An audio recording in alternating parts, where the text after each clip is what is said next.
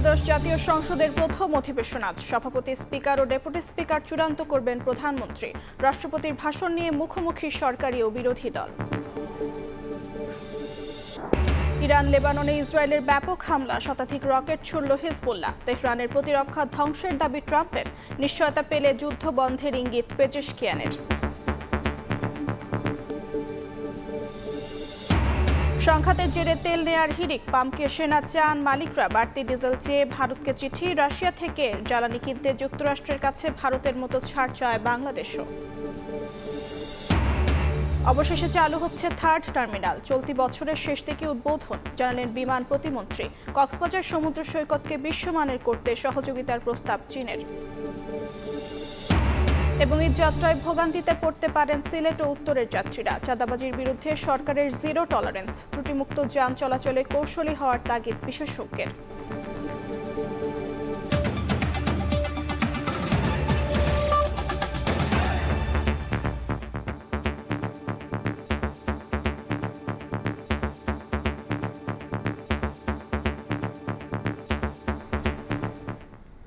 ভোরের সময়ের সঙ্গে আছি আমি অর্চিতা শেহসিন। ত্রয়োদশ জাতীয় সংসদের প্রথম অধিবেশন আজ। রীতি অনুযায়ী একদিন আগে সংসদ নেতা তারেক রহমানের সভাপতিত্বে অনুষ্ঠিত হয় সরকারি দলের সংসদীয় সভা। বৈঠক শেষে বিএনপির সংসদ সদস্যরা জানান, সভাপতি, স্পিকার ও ডেপুটি স্পিকার নির্বাচনের বিষয়ে সিদ্ধান্ত নেবেন সংসদ নেতা। বিধি অনুযায়ী তাদের শপথ পড়ানোর পাশাপাশি অধিবেশনে ভাষণ দেবেন রাষ্ট্রপতি। যাত্রা শুরু হচ্ছে ত্রয়োদশ জাতীয় সংসদের। রীতি অনুযায়ী আগের সংসদের স্পিকারের সভাপতিত্বে অধিবেশন শুরু হওয়ার কথা থাকলেও স্পিকারের চেয়ারটি ফাঁকা রেখে শুরু হচ্ছে ২৪-এর গণ অভ্যুত্থান পরবর্তী সংসদের প্রথম অধিবেশন। অধিবেশনের শুরুতে বক্তব্য রাখবেন সংসদ নেতা প্রধানমন্ত্রী তারেক রহমান। তিনিই ঘোষণা করবেন সভাপতিত্ব করবেন কে। জ্যেষ্ঠ নেতাকে প্রস্তাব করার পর কেউ একজন সমর্থন করবেন, তারপর তিনি সেখানে সভাপতিত্ব করবেন। সেই সভায় আমরা মাননীয় স্পিকার এবং ডেপুটি স্পিকার নির্বাচিত করব। ডেপুটি স্পিকার যখন আসবেন তখন সভাপতি মণ্ডলী মনোনয়ন করবেন ৫ জন। তারপরে শোক প্রস্তাব উত্থাপন করবেন। সেখানে আমাদের প্রয়াত নেত্রী, দেশনেত্রী, আপসী নেত্রী বেগম খালেদা জিয়া সম্পর্কে আলোচনা হবে। তারপর আমাদের জুলাই যোদ্ধাদের সম্পর্কে আলোচনা হবে। অধিবেশন শুরুর আগের দিন প্রধানমন্ত্রীর নেতৃত্বে অনুষ্ঠিত হয় বিএনপির সংসদীয় দলের বৈঠক। সংসদের স্থায়ী কমিটি গঠন এবং কার্যপ্রণালী বিধি নিয়ে বিস্তারিত আলোচনা হয় সভায়। তবে স্পিকার ও ডেপুটি স্পিকার কে হচ্ছেন তা নিয়ে ধোঁয়াশা কাটেনি এখনও। স্পিকার এবং ডেপুটি স্পিকার নির্বাচনের ক্ষেত্রে আমরা সংসদ নেতাকে দায়িত্ব দিয়েছি, সিদ্ধান্তটা তিনিই দেবেন। আগামীকালকে আমরা জানতে পারবো। বিভিন্ন বিষয় নিয়ে আগামীকাল সংসদ শুরু হচ্ছে, সেই সব বিষয় নিয়ে একই সঙ্গে আমরা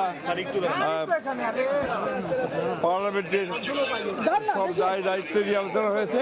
সাধারণত ক্ষমতাসীন দল থেকেই স্পিকার, ডেপুটি স্পিকার নির্বাচিত হয়ে থাকে। তবে এবার ডেপুটি স্পিকারের পদটি বিরোধী দল জামায়াতে ইসলামীকে দেওয়ার প্রস্তাব দিয়েছে বিএনপি। জামায়াত সাড়া না দিলে বিএনপি থেকেই হবে deputy speaker. Speaker, deputy speaker নির্বাচিত হওয়ার পর বসবে মূল অধিবেশন। উত্থাপন করা হবে অন্তর্বর্তী সরকারের সময় হওয়া ১৩৩টি অধ্যাদেশ।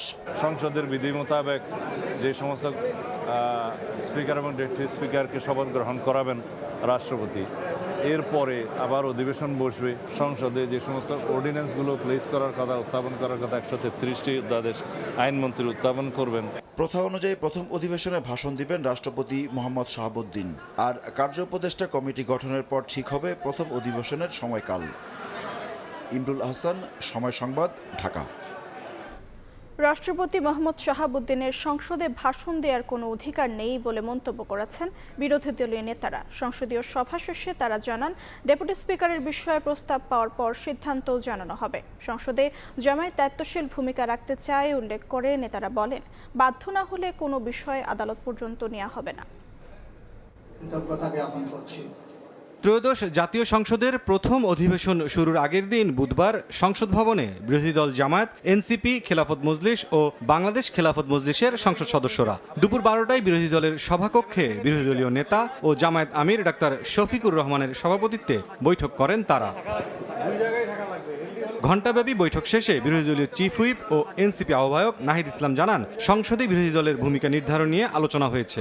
স্পিকার নির্বাচনের কথা, নির্বাচন হওয়ার কথা, ডেপুটি স্পিকার নির্বাচন হওয়ার কথা, এই সংসদটাকে সংবিধান সংস্কার পরিষদ হিসেবে কার্যকর করা, এই বিষয়গুলো নিয়ে আলোচনা এখনো চলমান আছে। বিরোধী দলীয় উপনেতা ও জামায়াতের নায়েবে আমির সৈয়দ আব্দুল্লাহ মোহাম্মদ তাহের বলেন, অধিবেশনে রাষ্ট্রপতির ভাষণ দেওয়ার কোনো অধিকার নেই। আর ডেপুটি স্পিকার প্রসঙ্গে বলেন, আনুষ্ঠানিক প্রস্তাব পেলে নেওয়া হবে সিদ্ধান্ত। রাষ্ট্রপতির ভাষণ দেওয়ার কোনো অধিকার নাই, স্বৈরাচারের দোসর।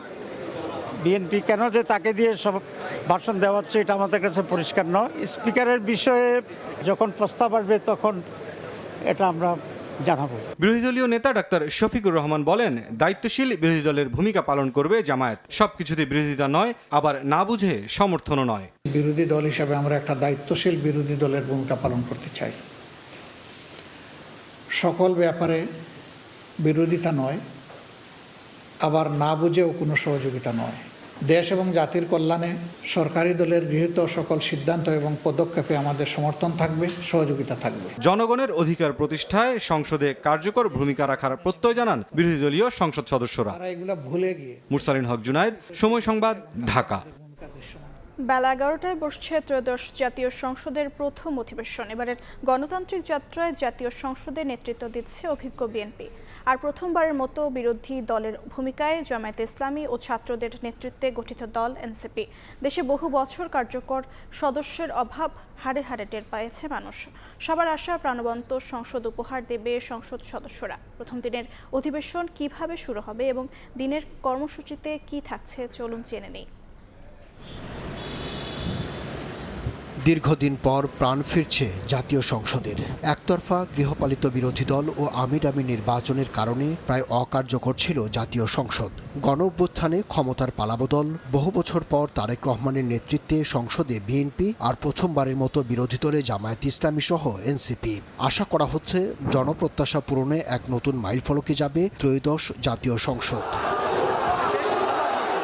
প্রথম অধিবেশনে জুলাই আন্দোলনকে বিশেষ গুরুত্ব দেওয়া হচ্ছে। সেই কারণে 2024 সালের 4 আগস্ট রাজধানীর ফার্মগেটে গুলিবিদ্ধ শহীদ গোলাম নাফিসকে বহনকারী রিকশা চালক সহ 4 শহীদ পরিবারের সদস্যদের অধিবেশনে আমন্ত্রণ জানানো হয়েছে। রীতি অনুযায়ী পবিত্র ধর্মগ্রন্থ পাঠের মধ্য দিয়ে শুরু হবে ত্রয়োদশ জাতীয় সংসদের আনুষ্ঠানিক সূচনা। স্পিকার না থাকায় সরকারি দলের একজন জ্যেষ্ঠ সংসদ সদস্যকে সভাপতি করে শুরু হবে সংসদের কার্যবিধি। সংসদ সচিবালয় বলছে, ত্রয়োদশ সংসদের প্রথম অধিবেশনের প্রথম দিনের কার্যসূচিতে রয়েছে 7টি বিষয়। প্রথমে স্পিকার ও ডেপুটি স্পিকার নির্বাচন করা হবে। দায়িত্ব গ্রহণের পর অধিবেশন পরিচালনা করবেন নতুন স্পিকার। পরে সংসদীয় কমিটির সভাপতিমণ্ডলীর সদস্যদের মনোনয়ন দেওয়া হবে। এছাড়া প্রয়াত সংসদ সদস্য ও বিশিষ্ট ব্যক্তিদের স্মরণে শোক প্রস্তাব গ্রহণ করা হবে। প্রথম অধিবেশনেই অন্তর্বর্তী সরকারের সময় জারি করা অধ্যাদেশগুলো সংসদে উত্থাপন করা হবে। সংবিধানের 93 অনুচ্ছেদের 2 দফা অনুযায়ী 133টি অধ্যাদেশ উপস্থাপন করবেন আইন, বিচার ও সংসদ বিষয়ক মন্ত্রী মোহাম্মদ আসাদুজ্জামান। সেগুলোর অনুমোদন, সংশোধন বা বাতিলের বিষয়ে সিদ্ধান্ত নেবে সংসদ। এর মধ্যে জুলাই অভ্যুত্থানে জড়িতদের ফৌজদারি দায়মুক্তি সংক্রান্ত অধ্যাদেশ সহ বেশ কিছু অর্ডিন্যান্স হুবহু অনুমোদন করা হবে বলে জানা যাচ্ছে। পরে জনপ্রশাসন প্রতিমন্ত্রী আব্দুল বারী বাংলাদেশ সরকারি কর্ম কমিশনের 2024 সনের বার্ষিক প্রতিবেদন সংসদে উপস্থাপন করবেন। গঠন করা হবে বিভিন্ন মন্ত্রণালয়ের সংসদীয় স্থায়ী কমিটিগুলো। সবশেষে মহামান্য রাষ্ট্রপতি সংসদে উদ্বোধনী ভাষণ দেবেন। পরে তার ভাষণের উপর আলোচনা করবেন সংসদ সদস্যরা। এর মধ্য দিয়েই প্রথম দিনের কার্যসূচি শেষ হবে। প্রথম অধিবেশন চলবে প্রায় 1 মাস। আব্দুল্লাহ শাফি, সময় সংবাদ, ঢাকা। নতুন সংসদ দেশের সব কর্মকাণ্ডের কেন্দ্রবিন্দু হবে বলে জানিয়েছেন স্থানীয় সরকার মন্ত্রী ও বিএনপি মহাসচিব মির্জা ফখরুল ইসলাম আলমগীর। আর স্বরাষ্ট্রমন্ত্রী বলেছেন, অন্তর্বর্তী সরকারের 131টি অধ্যাদেশের অধিকাংশই সংসদে পাশ করবে বিএনপি সরকার। ত্রয়োদশ জাতীয় সংসদ নির্বাচনের পর বৃহস্পতিবার বসতে যাচ্ছে বহুল প্রতীক্ষিত প্রথম অধিবেশন। দীর্ঘ 17 বছর পর নতুন করে এই সংসদ অধিবেশন নিয়ে সবার মধ্যে রয়েছে বেশ আলোচনা। যে অধিবেশনে নির্বাচিত হবেন স্পিকার ও ডেপুটি স্পিকার। ভাষণ দেবেন রাষ্ট্রপতি মোহাম্মদ শাহাবুদ্দিন। বিএনপি মহাসচিব ও স্থানীয় সরকার মন্ত্রী মির্জা ফখরুল ইসলাম আলমগীর বলেছেন, আগামীর সংসদ হবে দেশের সব কর্মকাণ্ডের কেন্দ্রবিন্দু। বুধবার সন্ধ্যায় জাতীয় প্রেস ক্লাবে এক ইফতার মাহফিলে একথা বলেন তিনি। নতুন যে গণতন্ত্রের কথা আমরা চিন্তা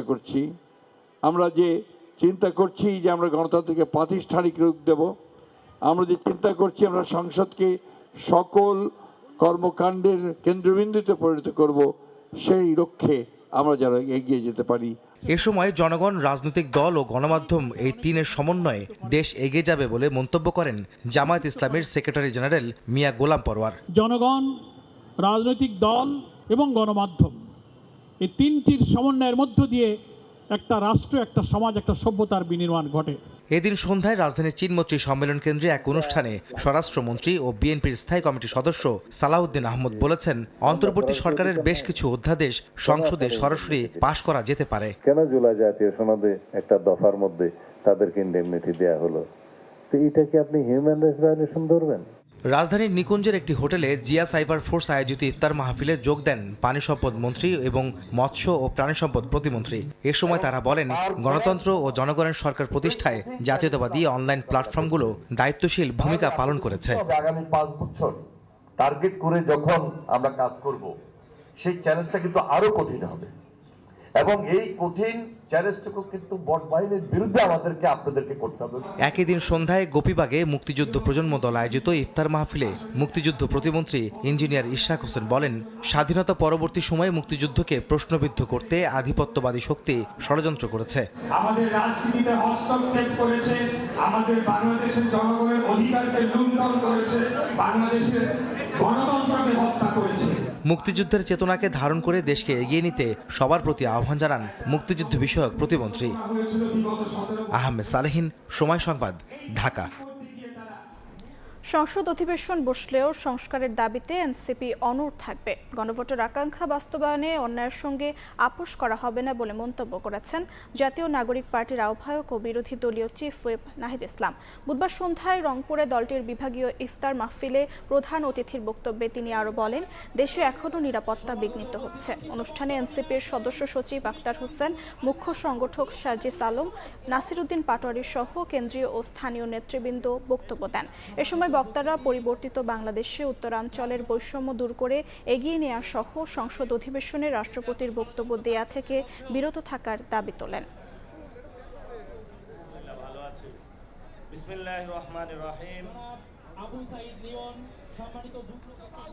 নতুন করে জাতীয় সংসদ বসতে যাচ্ছে। আমাদের যারা শহীদ পরিবার আছেন, আমাদের যারা জুলাইয়ের যোদ্ধা আছেন, আমাদের যারা রাজপথের সহযোদ্ধা আছেন, আগামীকালকে আপনারা ওই জাতীয় সংসদের সামনে গিয়ে অবস্থান গ্রহণ করবেন। তারা সংবিধান সংস্কার পরিষদের সদস্য হিসেবে শপথ না নেওয়ার মধ্য দিয়ে বিএনপির এমপিরা বাংলাদেশের আইন লঙ্ঘন করার কাজটা তারা শুরু করেছেন। আমাদের দাবি এবং আমরা অবশ্যই সেটা আদায় করে ছাড়বো, সেটা হচ্ছে সংস্কারের দাবি, সংবিধান সংস্কার পরিষদের দাবি, উচ্চ কক্ষের দাবি এবং নতুন বাংলাদেশের দাবি। ডেঙ্গু চিকুনগুনিয়া রোধে আগামী 14 মার্চ থেকে সারা দেশে শুরু হচ্ছে পরিচ্ছন্নতা অভিযান। দেশবাসীর উদ্দেশ্যে একটি বিশেষ ভিডিও বার্তায় একথা জানান প্রধানমন্ত্রী তারেক রহমান। প্রতি শনিবার এলাকার জনগণকে সঙ্গে নিয়ে জনপ্রতিনিধিদের অভিযানের নির্দেশ দিয়েছেন সরকার প্রধান। জনস্বাস্থ্যবিদগণ বলছেন, বর্তমানে ডেঙ্গু আক্রান্ত হওয়ার বিষয়টি নির্দিষ্ট কোনো মৌসুমে সীমাবদ্ধ নেই। সুতরাং যে কোনো সময় মানুষ ডেঙ্গু বা চিকুনগুনিয়ায় আক্রান্ত হওয়ার আশঙ্কা রয়েছে। ডেঙ্গু প্রতিরোধে সচেতনতা এবং পরিষ্কার পরিচ্ছন্নতাই সবচেয়ে কার্যকর উপায়। এই পরিচ্ছন্নতা অভিযানে স্থানীয় প্রশাসন কার্যকরী উদ্যোগ গ্রহণ করছে। এর পাশাপাশি প্রতিটি এলাকার জাতীয় সংসদ সদস্যগণ, সর্বস্তরের জনপ্রতিনিধিদের গণের প্রতি আমার আহ্বান, জনগণকে সঙ্গে নিয়ে প্রতি সপ্তাহের শনিবার আপনারা যার যার এলাকার নিজ নিজ বসত বাড়ি এবং আশেপাশের এলাকায় পরিচ্ছন্নতা অভিযান পরিচালনা করুন। ভোরের সময় আরও থাকছে। রেশনিং সিস্টেম, প্রয়োজনীয় ডিজেলের অভাব, আমদানি রফতানি ও নৌপথে পণ্য পরিবহনে বিপর্যয়, কারখানায় উৎপাদন ব্যাহত, প্রয়োজনীয় বরাদ্দ চেয়ে সরকারের কাছে চিঠি। ইরান ও লেবাননে ব্যাপক হামলা চালিয়েছে ইসরায়েল। জবাবে ইসরায়েলি ভূখণ্ডে শতাধিক রকেট ছুড়েছে হিজবুল্লাহ। হাইফা, পশ্চিম তীর ও জেরুজালেম লক্ষ্য করে IRGCও ক্ষেপণাস্ত্র হামলা চালিয়েছে। এসব হামলায় ইসরায়েলি ক্ষয়ক্ষতির খবর পাওয়া গেছে। মার্কিন ইসরায়েলি আগ্রাসনের জবাবে ওমান, বাহরাইন, আরব আমিরাত, সৌদি আরব লক্ষ্য করেও হামলা চালিয়েছে ইরান। ভবিষ্যতে ইরানে আগ্রাসন হবে না এমন আন্তর্জাতিক নিশ্চয়তা পেলেই কেবল সংঘাতের অবসান ঘটতে পারে বলে জানিয়েছেন প্রেসিডেন্ট মাসুদ পেজেশকিয়ান।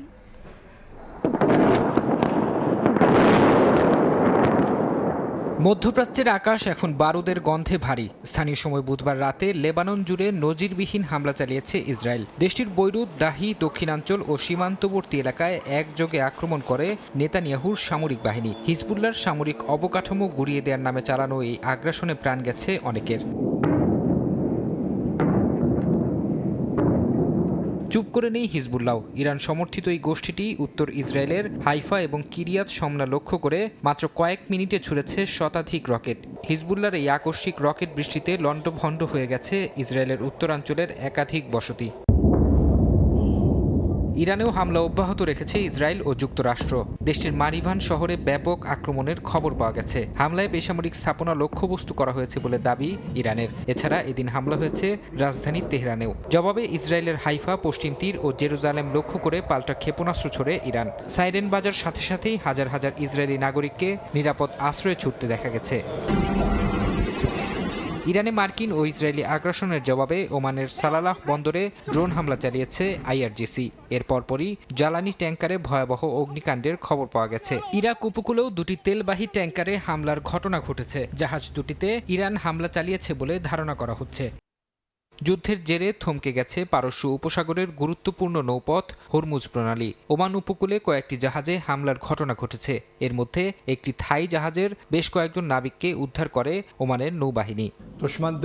ইরানের প্রেসিডেন্ট মাসুদ পেজেশকিয়ান সামাজিক মাধ্যমে দেয়া এক বার্তায় বলেছেন, যুদ্ধ বন্ধের একমাত্র পথ হলো ইরানের বৈধ অধিকার মেনে নেয়া। তিনি সাফ জানিয়ে দিয়েছেন, যুদ্ধের কারণে ইরানকে ক্ষতিপূরণ দিতে হবে এবং ভবিষ্যতে কোনো আগ্রাসন হবে না এমন আন্তর্জাতিক নিশ্চয়তা পেলেই কেবল সংঘাতের অবসান ঘটতে পারে। ইরানের এমন অবস্থানের বিপরীতে কঠোর বার্তা দিয়েছেন মার্কিন প্রেসিডেন্ট ডোনাল্ড ট্রাম্প। হোয়াইট হাউসের সামনে সাংবাদিকদের তিনি বলেন, ইরান তাদের নৌবাহিনী ও বিমান বাহিনী হারিয়েছে। তাদের কোনো রাডার বা আকাশ প্রতিরক্ষা ব্যবস্থাও এখন আর অবশিষ্ট নেই। Over the past 11 days, our military has virtually destroyed Iran. Tough country. Their air force is gone, totally gone. That took the better part of about 3 hours. এদিকে উপসাগরীয় দেশগুলোতে ইরানের হামলার তীব্র নিন্দা জানিয়ে জাতিসংঘের নিরাপত্তা পরিষদে একটি প্রস্তাব পাশ হয়েছে। বাহরাইনের নেতৃত্বে উপসাগরীয় সহযোগিতা পরিষদের পক্ষ থেকে এই প্রস্তাব উত্থাপন করা হয়। এর পক্ষে ভোট দিয়েছে 13টি দেশ। তবে ভোটদানে বিরত ছিল রাশিয়া ও চীন। যদিও প্রস্তাবে ইরানে মার্কিন ও ইসরায়েলি আগ্রাসনের বিষয়ে কিছুই বলা হয়নি। ফরহাদ চৌধুরী, সময় সংবাদ। যুক্তরাষ্ট্রের ক্যালিফোর্নিয়ায় ইরান ড্রোন হামলার পরিকল্পনা করছে এমন আশঙ্কা মার্কিন তদন্ত সংস্থা FBI এর। শীর্ষস্থানীয় মার্কিন সংবাদ মাধ্যমগুলো এই গোয়েন্দা বার্তার বরাতে প্রতিবেদন প্রকাশ করেছে। সীমান্তবর্তী জলসীমায় অবস্থানরত জাহাজ থেকে এই হামলা হতে পারে বলে আশঙ্কা গোয়েন্দাদের। গণমাধ্যমে এমন খবর প্রকাশের পর নিরাপত্তাহীনতায় ভুগছেন প্রবাসী বাংলাদেশিরা। ক্যালিফোর্নিয়া থেকে লস্কর আল মামুনের রিপোর্ট। ইরানে মার্কিন আগ্রাসনের প্রতিশোধ হিসাবে ক্যালিফোর্নিয়ার পশ্চিম উপকূলে ড্রোন হামলা চালাতে পারে তেহরান। ক্যালিফোর্নিয়ার আইন শৃঙ্খলা বাহিনীকে দেয়া FBI এর এক সতর্ক বার্তায় এই আশঙ্কার কথা জানানো হয়েছে। গোয়েন্দা তথ্যে বলা হয়, মার্কিন উপকূলে অবস্থানরত কোনো অপরিচিত জাহাজ থেকে ড্রোন ব্যবহার করে অজানা লক্ষ্যবস্তুতে আঘাত হানতে পারে তেহরান। গোয়েন্দারা ধারণা করছেন, হামলার প্রয়োজনীয় সরঞ্জাম অনেক আগ থেকেই সেখানে মজুত করা হয়েছে। মার্কিন সংবাদ মাধ্যম ABC নিউজের প্রতিবেদন অনুযায়ী ফেব্রুয়ারি মাসের শেষ দিকে এই সতর্কতা জারি করা হয়, যা এখন জনসমক্ষে আসায় স্থানীয় সহ প্রবাসী বাংলাদেশিদের মাঝে তৈরি হয়েছে উদ্বেগ। আমেরিকার যে সমস্ত এলাকা বর্ডার আছে, মেক্সিকো বা অন্যান্য জায়গায়, বা পার্শ্ববর্তী কোনো রাষ্ট্র বা পার্শ্ববর্তী কোনো রাষ্ট্রের গুপ্ত সংগঠনের মাধ্যমে যদি ইরান এই ধরনের হামলা চালায়, আমাদের নাগরিকদের জন্য এটা খুবই উদ্বিগ্নের। আমরা এই সতর্কবার্তা জারির জন্য আমরা নিজেরা যারা আছি ক্যালিফোর্নিয়া প্রবাসী তারা খুবই উদ্বিগ্ন। তবে এই মুহূর্তে আমরা নিউজে যা দেখছি এবং বর্তমান গভর্নমেন্ট এবং আমেরিকা এটা হয়তো খুব সুন্দরভাবে মোকাবেলা করবে। সাবেক মার্কিন গোয়েন্দা কর্মকর্তারা বলেছেন, মেক্সিকো ও দক্ষিণ আমেরিকায় ইরানের শক্তিশালী নেটওয়ার্ক এবং ড্রোন প্রযুক্তি ব্যবহারের সক্ষমতা রয়েছে। অন্যদিকে মেক্সিকোর মাদক চক্রগুলোর ড্রোন ব্যবহারের প্রবণতা বৃদ্ধি পাওয়ায় মার্কিন সীমান্ত ও সেনাদের নিরাপত্তা নিয়ে নতুন করে ভাবতে হচ্ছে ওয়াশিংটনকে। তবে যুক্তরাষ্ট্রের মাটিতে ইরান সমর্থিত হামলা নিয়ে উদ্বিগ্ন নন বলে জানিয়েছেন মার্কিন প্রেসিডেন্ট ডোনাল্ড ট্রাম্প। যদিও ক্যালিফোর্নিয়ার গভর্নর গ্যাভিন নিউসম সম্ভাব্য এই হুমকি মোকাবেলায় জরুরি সেবা দপ্তরের সঙ্গে সমন্বয় করে কাজ করছেন বলে নিশ্চিত করেন। ইরানে যুক্তরাষ্ট্র এবং ইসরায়েলের যৌথ হামলার প্রেক্ষিতে যুক্তরাষ্ট্রের অভ্যন্তরীণ নিরাপত্তা নিয়ে যে উদ্বেগ বাড়ছে, এই সতর্কবার্তা তার প্রমাণ। লস্কর আল মামুন, সময় সংবাদ, ক্যালিফোর্নিয়া, যুক্তরাষ্ট্র। বিশ্ববাজারে তেলের দাম ব্যারেল প্রতি $200 পৌঁছাবে বলে হুঁশিয়ারি দিয়েছে ইরান। দেশটির একটি সামরিক কমান্ডের মুখপাত্র বলেন, তেলের দাম আঞ্চলিক নিরাপত্তার উপর নির্ভর করে, যা ইরানে হামলা চালিয়ে নষ্ট করে দেওয়া হয়েছে। এর আগে জ্বালানি সরবরাহ সংকট মোকাবেলায় রেকর্ড পরিমাণ মজুদ তেল ছাড়ার প্রস্তাব দেয় আন্তর্জাতিক জ্বালানি সংস্থা IEA। তবে জ্বালানি বাজার বিশ্লেষণী সংস্থাগুলো বলছে, IEA এর রেকর্ড তেল ছাড় সাময়িক স্বস্তি দিলেও দীর্ঘমেয়াদী সংকটের সমাধান নয়। ইরানে যুক্তরাষ্ট্র ও ইসরায়েলের যৌথ হামলার পর থেকেই অস্থির হয়ে আছে বিশ্বের তেলের বাজার। হরমুজ প্রণালী দিয়ে তেলবাহী জাহাজ চলাচল বন্ধ থাকায় দিন দিন বাড়ছে জ্বালানির দাম। এমন পরিস্থিতিতে ইরানে আগ্রাসন চালানো ও এতে সমর্থন দেয়া বিশ্ব নেতাদের প্রতি চরম হুঁশিয়ারি দিয়েছে ইরান। দেশটির সামরিক কমান্ড জানিয়েছে, অপরিশোধিত তেলের দাম ব্যারেল প্রতি $200 গিয়ে ঠেকতে পারে। তাদের দাবি, এই অস্থিতিশীলতার জন্য দায়ী পশ্চিমা দেশগুলো এবং তাদের মিত্ররা।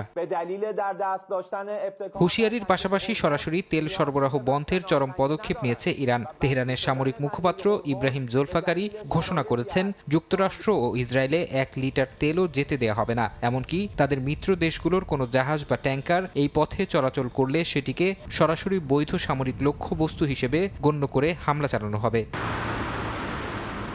এর আগে জ্বালানি সরবরাহ সচল রাখতে ও তেলের আকাশচুম্বী দাম নিয়ন্ত্রণে ঐতিহাসিক পদক্ষেপ নেয় আন্তর্জাতিক জ্বালানি সংস্থা IEA। সংস্থাটির 32টি সদস্য দেশ একমত হয়ে তাদের জরুরি মজুদ থেকে রেকর্ড 40 কোটি ব্যারেল তেল বাজারে ছাড়ার সিদ্ধান্তের কথা জানায়। IEA এর ইতিহাসে এটি এখন পর্যন্ত সবচেয়ে বড় অঙ্কের জরুরি হস্তক্ষেপ।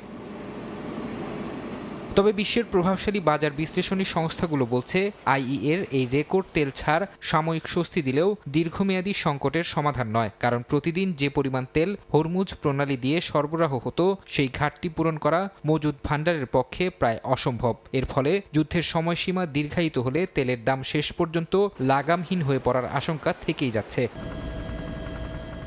বিশ্বের জ্বালানি ধমনী হিসেবে পরিচিত হরমুজ প্রণালী দিয়ে জাহাজ চলাচল এখন পুরোপুরি বন্ধ। বৈশ্বিক তেল সরবরাহের প্রায় 20% এই জলপথ দিয়ে সম্পন্ন হয়, যা বর্তমানে যুদ্ধের কারণে থমকে গেছে। বিশেষজ্ঞরা বলছেন, 1970 সালের ঐতিহাসিক তেল সংকটের পর জ্বালানি সরবরাহে এটি এখন পর্যন্ত সবচেয়ে বড় বিপর্যয় হিসেবে দেখা দিচ্ছে।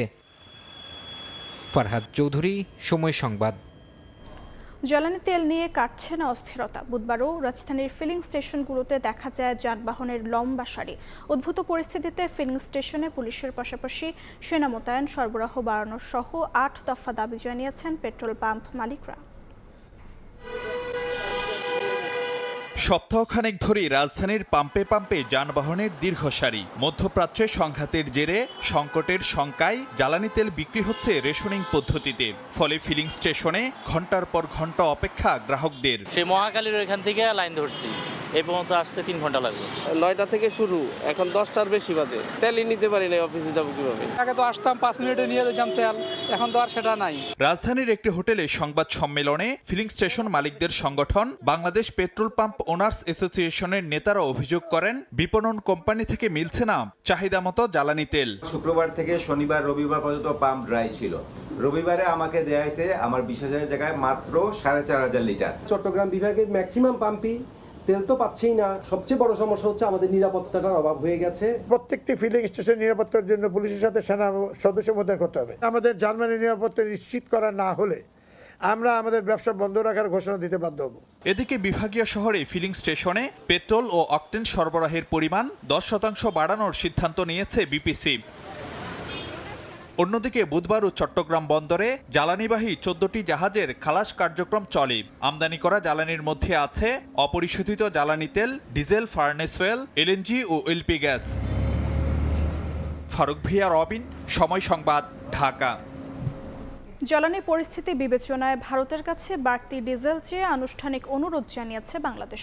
সরকারের তরফে এই সংক্রান্ত একটি চিঠিও পাঠানো হয়েছে। জ্বালানি মন্ত্রী বলছেন, কি পরিমাণ ডিজেল দেশটিতে দিতে পারবে তা নিশ্চিত নয় এখনো। এদিকে রাশিয়া থেকে জ্বালানি তেল কিনতে ভারতের মতো যুক্তরাষ্ট্রের কাছেও ছাড় চেয়েছে বাংলাদেশ। বুধবার ভারত ও যুক্তরাষ্ট্রের শীর্ষ কূটনীতিকের সঙ্গে বৈঠক করেছেন অর্থমন্ত্রী এবং জ্বালানি মন্ত্রী।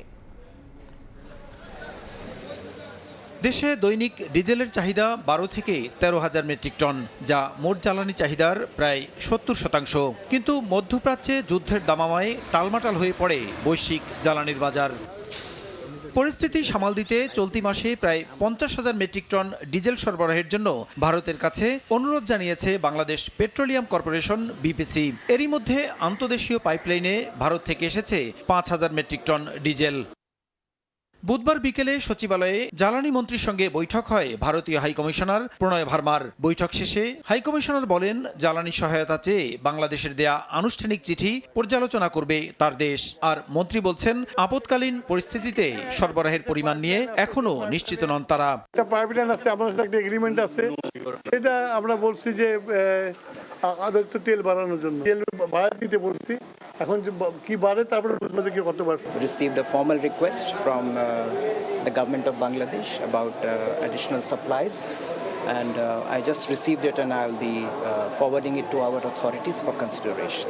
এদিকে সন্ধ্যায় অর্থ মন্ত্রণালয়ে মার্কিন রাষ্ট্রদূত ব্রেন্ট কিস্টেনসেনের সঙ্গে বৈঠক শেষে অর্থমন্ত্রী আমির খসরু মাহমুদ চৌধুরী জানিয়েছেন, রাশিয়া থেকে তেল কিনতে ভারতের মতো বাংলাদেশও ছাড় চায়। জানানো হয়েছে দেশটির প্রতিনিধিকে। যুক্তরাষ্ট্র থেকে এলএনজি ইম্পোর্ট করার ব্যাপারে লং টার্মে আমরা কি করতে পারি এটার ব্যাপারে।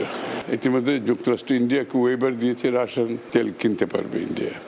তো আমরাও চাইছি, আমি বলছি আমাদের ওয়াই নট বাংলাদেশকে ওয়েবার দাও, আমরা তো আমাদের ইকোনমির জন্য এটা বিগ সাপোর্ট হবে এটা। এছাড়া ঢাকা ওয়াশিংটনের দ্বিপাক্ষিক বিনিয়োগ বাণিজ্য সংক্রান্ত বিভিন্ন ইস্যুতেও আলোচনার কথা জানান অর্থমন্ত্রী।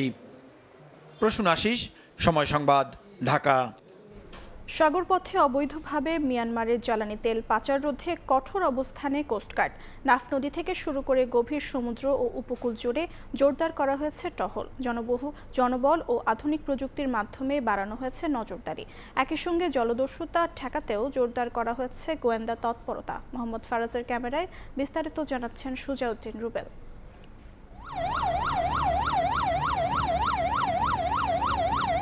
মধ্যপ্রাচ্য সংঘাতকে পুঁজি করে সাগরপথে তেল পাচার রোধে কঠোর অবস্থানে আইনশৃঙ্খলা বাহিনী।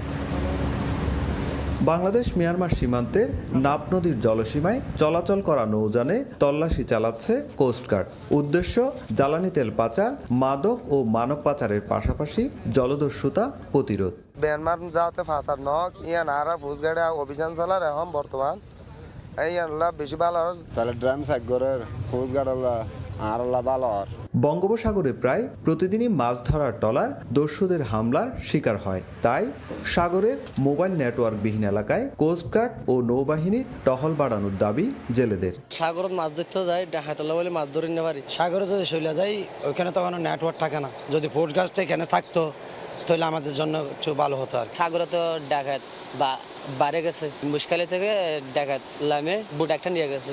জলদস্যুতা নির্মূলে সাঁড়াশি অভিযানের পাশাপাশি সাগরপথে জ্বালানি তেল পাচার ঠেকাতে কঠোর অবস্থানে রয়েছে কোস্টগার্ড। অভিযান চালানোর পাশাপাশি এই বোটগুলোতে যে পরিমাণ তেল মজুদ থাকার কথা জ্বালানির জন্য, তার থেকে পর্যাপ্ত বেশি পরিমাণ তেল মজুদ আছে কিনা সেটা আমরা ঘটিয়ে দেখছি এবং আমরা নিয়মিত আমাদের টহল কার্যক্রম চলমান রাখছি। গত 2 মাসে অভিযান চালিয়ে 4টি আগ্নেয়াস্ত্র, 17টি দেশীয় অস্ত্র ও 6 রাউন্ড গুলিসহ 30 জন ডাকাত ও জলদস্যুকে আটক করেছে কোস্টগার্ড।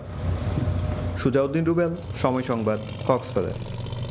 মধ্যপ্রাচ্য যুদ্ধে ক্ষতিগ্রস্ত প্রবাসী ও শ্রমিকরা দেশে ফিরলে সরকার তাদের কর্মসংস্থান ও ক্ষতিপূরণ দেওয়া সহ সব ধরনের সহযোগিতা করবে বলে জানিয়েছেন প্রবাসী কল্যাণ ও বৈদেশিক কর্মসংস্থান প্রতিমন্ত্রী নুরুল হক নূর।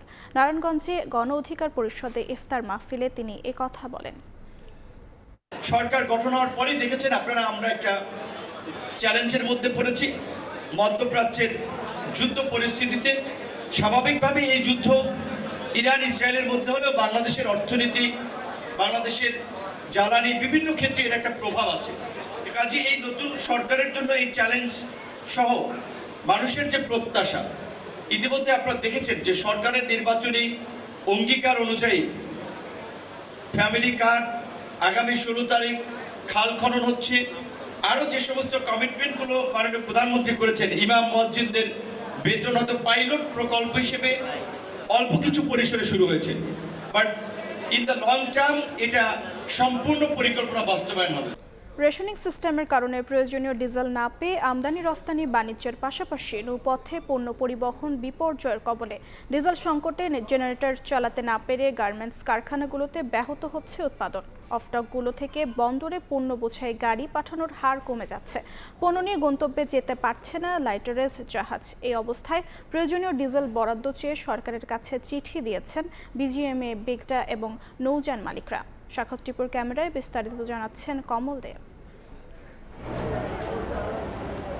লোডশেডিংয়ে গার্মেন্টস কারখানার উৎপাদন স্বাভাবিক রাখতে জেনারেটরের কোনো বিকল্প নেই। এখন সে জেনারেটর সচল রাখায় চ্যালেঞ্জের মধ্যে পড়েছেন গার্মেন্টস মালিকেরা। বিশাল আকৃতির এসব জেনারেটর চালাতে যে পরিমাণ ডিজেলের প্রয়োজন রেশনিং সিস্টেমের কারণে মিলছে না সেই ডিজেল। এই অবস্থায় রেশনিং সিস্টেম তুলে দিয়ে ঢাকা এবং চট্টগ্রামের গার্মেন্টস কারখানাগুলোর জন্য প্রয়োজনীয় ডিজেল বরাদ্দ দিতে সরকারের বিভিন্ন দপ্তরে আলাদা চিঠি দিয়েছে গার্মেন্টস মালিকদের সংগঠন বিজিএমইএ। জেনারেটরের যে পরিমাণ ফুয়েলটা প্রয়োজন সেই পরিমাণ ফুয়েলটা আমরা সাপ্লাই পাচ্ছি না। সে কারণে আমরা বিজিএমএ থেকে গতকালকে সরকারকে আমরা একটা আবেদন জানিয়েছি, অ্যাটলিস্ট জেনারেটর চালানোর জন্য যে পরিমাণ ফুয়েল দরকার সেটা যাতে আমাদেরকে পর্যাপ্ত পরিমাণে দেওয়া হয়। দেশের রপ্তানি শতভাগ জাহাজীকরণ সম্পন্ন হওয়ার পাশাপাশি 65 ধরনের আমদানি পণ্য ডেলিভারি হয় 21টি বেসরকারি অফডক থেকে। ট্রাক, কাভার্ড ভ্যান, কন্টেনারবাহী লরির মাধ্যমে আনা নেওয়া চলে আমদানি রপ্তানি বাণিজ্যের এসব পণ্য।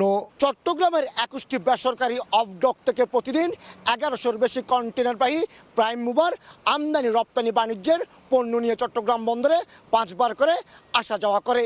আর এর জন্য প্রয়োজন হয় 60 থেকে 65 হাজার লিটার ডিজেল। এমনকি কন্টেনার উঠানামার যন্ত্রপাতিতেও ডিজেল ব্যবহৃত হচ্ছে। কাঙ্ক্ষিত ডিজেল না পাওয়ায় অফডকগুলির কার্যক্রম বাধাগ্রস্ত হচ্ছে বলে অভিযোগ করছে বিগডা। অফডক মালিকদের সংগঠন বিগডার অভিযোগ, কাঙ্ক্ষিত ডিজেলের অভাবে পণ্যবাহী কন্টেনার আনা নেওয়ার সংকটের কারণে কন্টেনার জট হতে শুরু করেছে। স্থবির হয়ে পড়ছে দেশের আমদানি রপ্তানি বাণিজ্য। আর তাই প্রয়োজনীয় ডিজেলের বরাদ্দ চেয়ে বিগডার পক্ষ থেকে চিঠি দেওয়া হয়েছে সরকারের কাছে। বেসরকারি অফডকগুলো যেহেতু তাদের কন্টেনার হ্যান্ডলিং ইকুইপমেন্ট এবং কন্টেনার ক্যারিং ট্রেলারের জন্য ডিজেলের উপর নির্ভরশীল এবং প্রতিদিন প্রায় ডিপোগুলোতে 60,000 থেকে 65,000 লিটার ডিজেলের প্রয়োজন হয়। সুতরাং স্বাভাবিকভাবেই ডিপোগুলোতে কিন্তু কন্টেনারের জট হচ্ছে এবং চট্টগ্রাম বন্দরের অভ্যন্তরেও ডিপোগামী আমদানি পণ্যবাহী কন্টেনার একটা জট হচ্ছে। সুতরাং আমরা মনে করি ডিজেল সংকট যদি দ্রুত নিরসন করা না হয় ডিপোগুলোতে আমদানি খাত এবং রপ্তানি খাত দুটোই ক্ষতিগ্রস্ত হবে। চট্টগ্রাম বন্দরে বহির্নোঙরে অবস্থানরত মাদার ভেসেল থেকে পণ্য খালাস করে দেশের বিভিন্ন নদী বন্দর এবং ঘাটে পৌঁছে দেওয়ার কাজে নিয়োজিত লাইটারের জাহাজও ডিজেল সংকটের মুখে পড়েছে। বর্তমানে প্রায় 1100 লাইটারের জাহাজের মধ্যে প্রতিদিন 100 থেকে 120টি লাইটারের জাহাজ পণ্য খালাসের শিডিউল পাচ্ছে। বিভিন্ন রুটে চলাচলকারী এসব লাইটারের জাহাজের জন্য প্রতিদিন 2 থেকে 2.5 লাখ লিটার ডিজেলের দরকার হলো মিলছে 1 লাখ লিটারও কম। ইতিমধ্যে ডিজেলের বরাদ্দ চেয়ে জ্বালানি মন্ত্রণালয়ে চিঠি দিয়েছে Bangladesh water transport coordination sell.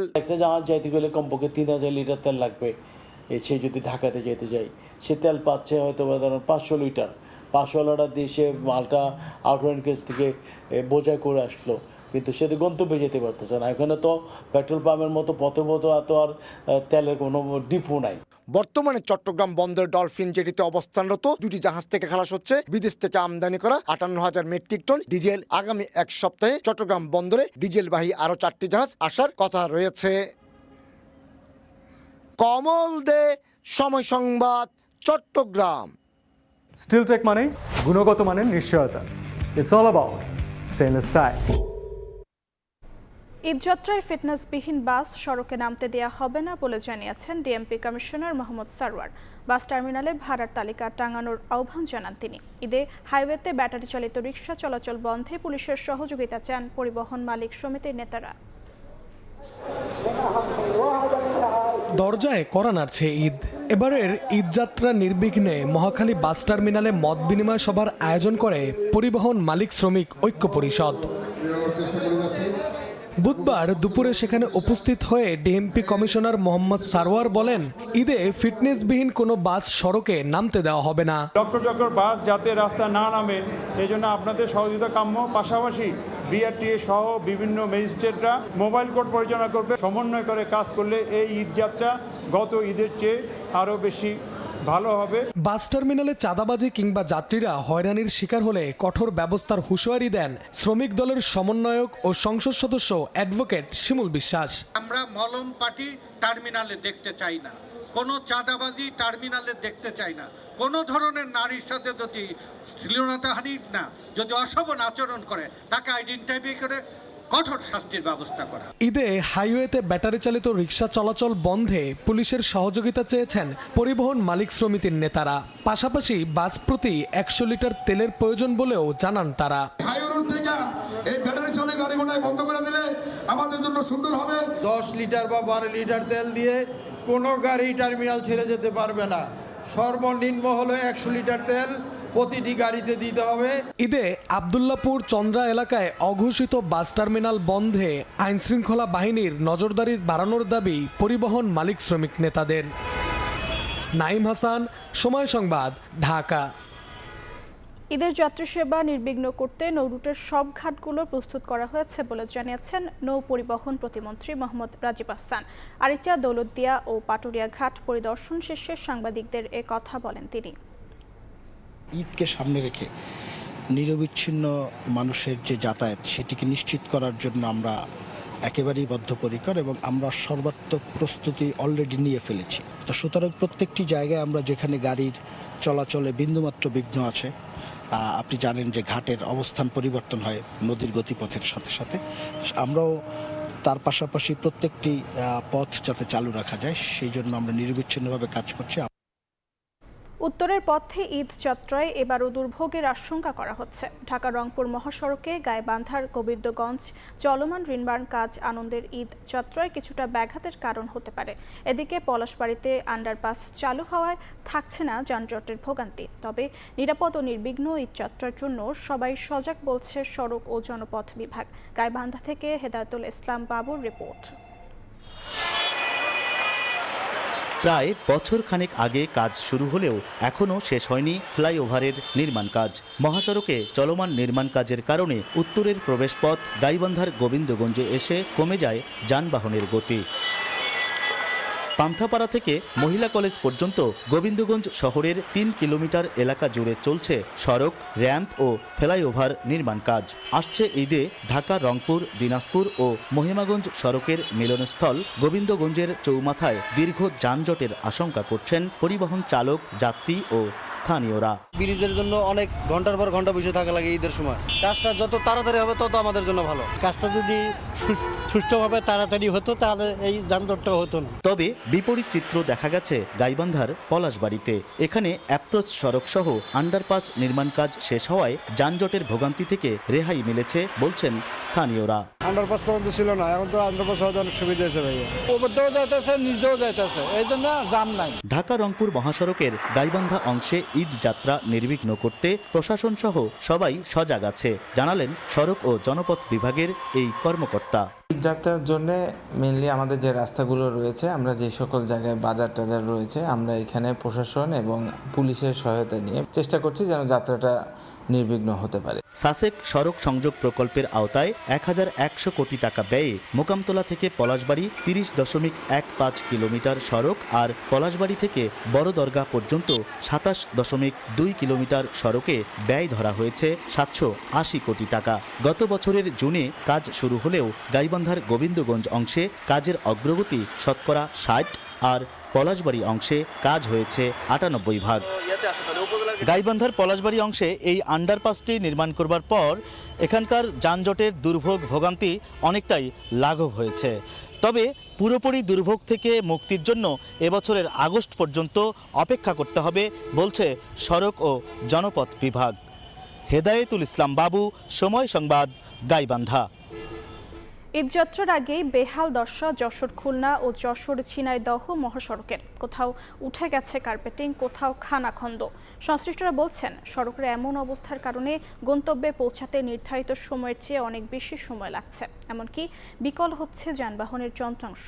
তবে শিগগিরই সমাধানের তেমন কোনো আশ্বাস দিতে পারেনি সংশ্লিষ্ট বিভাগ। জুয়েল মৃধার পাঠানো তথ্য ও আবুল কালাম আজাদের ছবি নিয়ে রিপোর্ট। কোথাও উঠে গেছে কার্পেটিং, কোথাও খানাখন্দ। এর ওপর দিয়েই হেলে দুলে চলছে যানবাহন। যশোর খুলনা ও যশোর ঝিনাইদহ মহাসড়কের সংস্কার কাজ হয় না দীর্ঘদিন ধরে। বর্তমানে বেহাল দশার কারণে অতিরিক্ত ঝাঁকুনিতে চরম ভোগান্তি পোহাচ্ছেন যাত্রীরা। পাশাপাশি শুষ্ক মৌসুমে ধুলা এবং বর্ষা মৌসুমে কাদা ও জলাবদ্ধতায় পথচারীদের বাড়তি ভোগান্তি যোগ করে। সংশ্লিষ্টরা বলছেন, সড়কের এমন অবস্থার কারণে গন্তব্যে পৌঁছাতে নির্ধারিত সময়ের চেয়ে অনেক সময় বেশি লাগছে। এমনকি বিকল হচ্ছে যানবাহনের যন্ত্রাংশও। ঈদযাত্রা শুরুর আগেই সংস্কারের দাবি তাদের। রাস্তা খুবই ভাঙাচোরা, খুবই অসুবিধা হয়েছে আমাদের আসতে। রাস্তার অবস্থা ভালো না, পিটমিট ব্যথা হয়ে গেছে। দূরত্ব 45 কিলোমিটার, এখন 1 ঘন্টার বেশি লাগে। তো এখন দুই পাশে গাড়ি ঢুকাইতেছে হুটোপাটা করে, কোনো মেনটেন করার মতো সেরকম কোনো লোক নেই। ঈদের সময় মনে করেন ব্যবসা বাণিজ্য অনেক খারাপ হচ্ছে, লোকজন হচ্ছে না গাড়িতে রাস্তার কারণে। সড়ক বিভাগ বলছে, যশোর খুলনা মহাসড়কের ক্ষতিগ্রস্ত 8 কিলোমিটারের মধ্যে 2 কিলোমিটারের কাজ চলছে। আর যশোর ঝিনাইদহ মহাসড়কের কোনো সংস্কারের আশ্বাস দিতে পারেনি প্রকল্প পরিচালক। আমাদের রিজিট পেমেন্টের কাজ চলমান আছে। 8 কিলোমিটারের মধ্যে আমাদের 2 কিলোমিটারের মধ্যে শেষ হয়েছে, আর আগামী 8 মাসের মধ্যে বাকি 6 কিলোমিটার শেষ হবে। এক্সিস্টিং রোডটা তো খুব খারাপ হয়ে যাচ্ছে, দিন দিন আরো খারাপ হয়ে যাওয়ার আশঙ্কা আছে। এই জন্য রক্ষণাবেক্ষণ পরিকল্পনা নেওয়া হচ্ছে। যশোর খুলনা ও যশোর ঝিনাইদহ মহাসড়কের যশোর জেলার অংশের দৈর্ঘ্য 85 কিলোমিটার। ঈদের আগে সড়ক মেরামতের জন্য মাত্র 2 কোটি টাকা বরাদ্দ পেয়েছে সড়ক বিভাগ। সময় সংবাদ, যশোর। ভোরের সময়ে আরও থাকছে। দেশে ক্রমশ বাড়ছে কিডনি রোগীর সংখ্যা। ডায়ালিসিসের খরচ যোগাতে 92% পরিবার পড়ে আর্থিক সংকটে। শুরুতেই শনাক্ত হলে প্রতিস্থাপন হতে পারে স্থায়ী সমাধান। চলতি বছর শেষের দিকে চালু হচ্ছে বহুল আলোচিত শাহজালাল বিমানবন্দরের 3য় টার্মিনাল। ডিসেম্বরের মধ্যে অত্যাধুনিক টার্মিনালটি প্রস্তুত করতে শিগগিরই জাইকার সঙ্গে বৈঠক বসবে সরকার। সচিবালয়ে চীনা রাষ্ট্রদূতের সঙ্গে বৈঠক শেষে একথা জানান বেসামরিক বিমান ও পর্যটন প্রতিমন্ত্রী। বলেন, বৈঠকে কক্সবাজার সমুদ্র সৈকতের আধুনিকায়নের প্রস্তাব দিয়েছে চীন। যাত্রী সেবার মান উন্নয়ন এবং পরিচালনায় দক্ষতা বৃদ্ধির লক্ষ্যে 2019 সালে হযরত শাহজালাল আন্তর্জাতিক বিমানবন্দরের 3য় টার্মিনালের নির্মাণ কাজ শুরু হয়। জাইকার সহযোগিতায় 21,398 কোটি টাকা ব্যয়ের এই টার্মিনালের আংশিক উদ্বোধন করা হয় 2023 সালের 7 অক্টোবর। 2024 সালের মধ্যে পূর্ণাঙ্গভাবে চালুর কথা থাকলেও শেষ পর্যন্ত তা সম্ভব হয়নি। এই অবস্থায় বুধবার সচিবালয়ে চীনা রাষ্ট্রদূতের সঙ্গে বৈঠক শেষে বেসামরিক বিমান ও পর্যটন প্রতিমন্ত্রী জানান, 3য় টার্মিনাল চালু হবে চলতি বছরের শেষ নাগাদ। এ লক্ষ্যে টার্মিনালটি পুরোপুরি প্রস্তুত করতে জাপানি সংস্থা জাইকার সঙ্গে বৈঠকে বসবে সরকার। প্রয়োজনে নতুন ঠিকাদার নিয়োগে দরপত্র আহ্বান করা হবে। আমরা ইমিডিয়েটলি মিটিং করব। ওই আগের যে কন্ট্রাক্ট ছিল জাইকার সঙ্গে, জাপানের সঙ্গে, তাদের রিভিউ করার চেষ্টা করতেছি। যদি এটা ওদের সঙ্গে হয়ে যায় তাহলে আমরা করব, আর না হলে আমরা ওপেন টেন্ডারের মাধ্যমে ওএনএমটা করব। এই জন্য it will take 6 to 9 months at least। বৈঠকে পর্যটন খাতে চীন বাংলাদেশের সম্পর্ক আরও গভীর করতে কক্সবাজার সমুদ্র সৈকতকে আধুনিকায়নের প্রস্তাব দিয়েছে চীন। We need to work on to have more Chinese tourism come over to Bangladesh, especially you have the longest beach in the world in Cox's Bazar. এছাড়াও ঢাকা গুয়াংজু রুটে অতিরিক্ত 2টি এবং বেইজিং রুটে 1টি সহ সপ্তাহে 15টি ফ্লাইট চলাচলের অনুমতি চেয়েছেন ঢাকায় নিযুক্ত চীনা রাষ্ট্রদূত। শুভ খান, সময় সংবাদ, ঢাকা। প্রায় 4 বছর বন্ধের পর গম রফতানির ওপর থেকে নিষেধাজ্ঞা তুলে নিয়েছে ভারত সরকার। দেশের বাজারে সরবরাহ বাড়লে দাম কমবে বলে মনে করেন আমদানিকারকরা। আজিজুল হকের তথ্য ও শাওন হোসেনের ছবিতে রিপোর্ট। দেশের বাজারে দাম বৃদ্ধির প্রবণতা নিয়ন্ত্রণে 2022 সালের 13 মে গম রফতানি বন্ধ করে দিয়েছিল গম উৎপাদনে বিশ্বের 3য় শীর্ষ দেশ ভারত। যদিও পরবর্তীতে বৈশ্বিক মন্দা কাটলেও রফতানি নিষেধাজ্ঞা তোলেনি দেশটি। এদিকে 2024 সালের আগস্টে বাংলাদেশের রাজনৈতিক পট পরিবর্তনের পর আরও বৈরী হয় ঢাকা দিল্লি সম্পর্ক।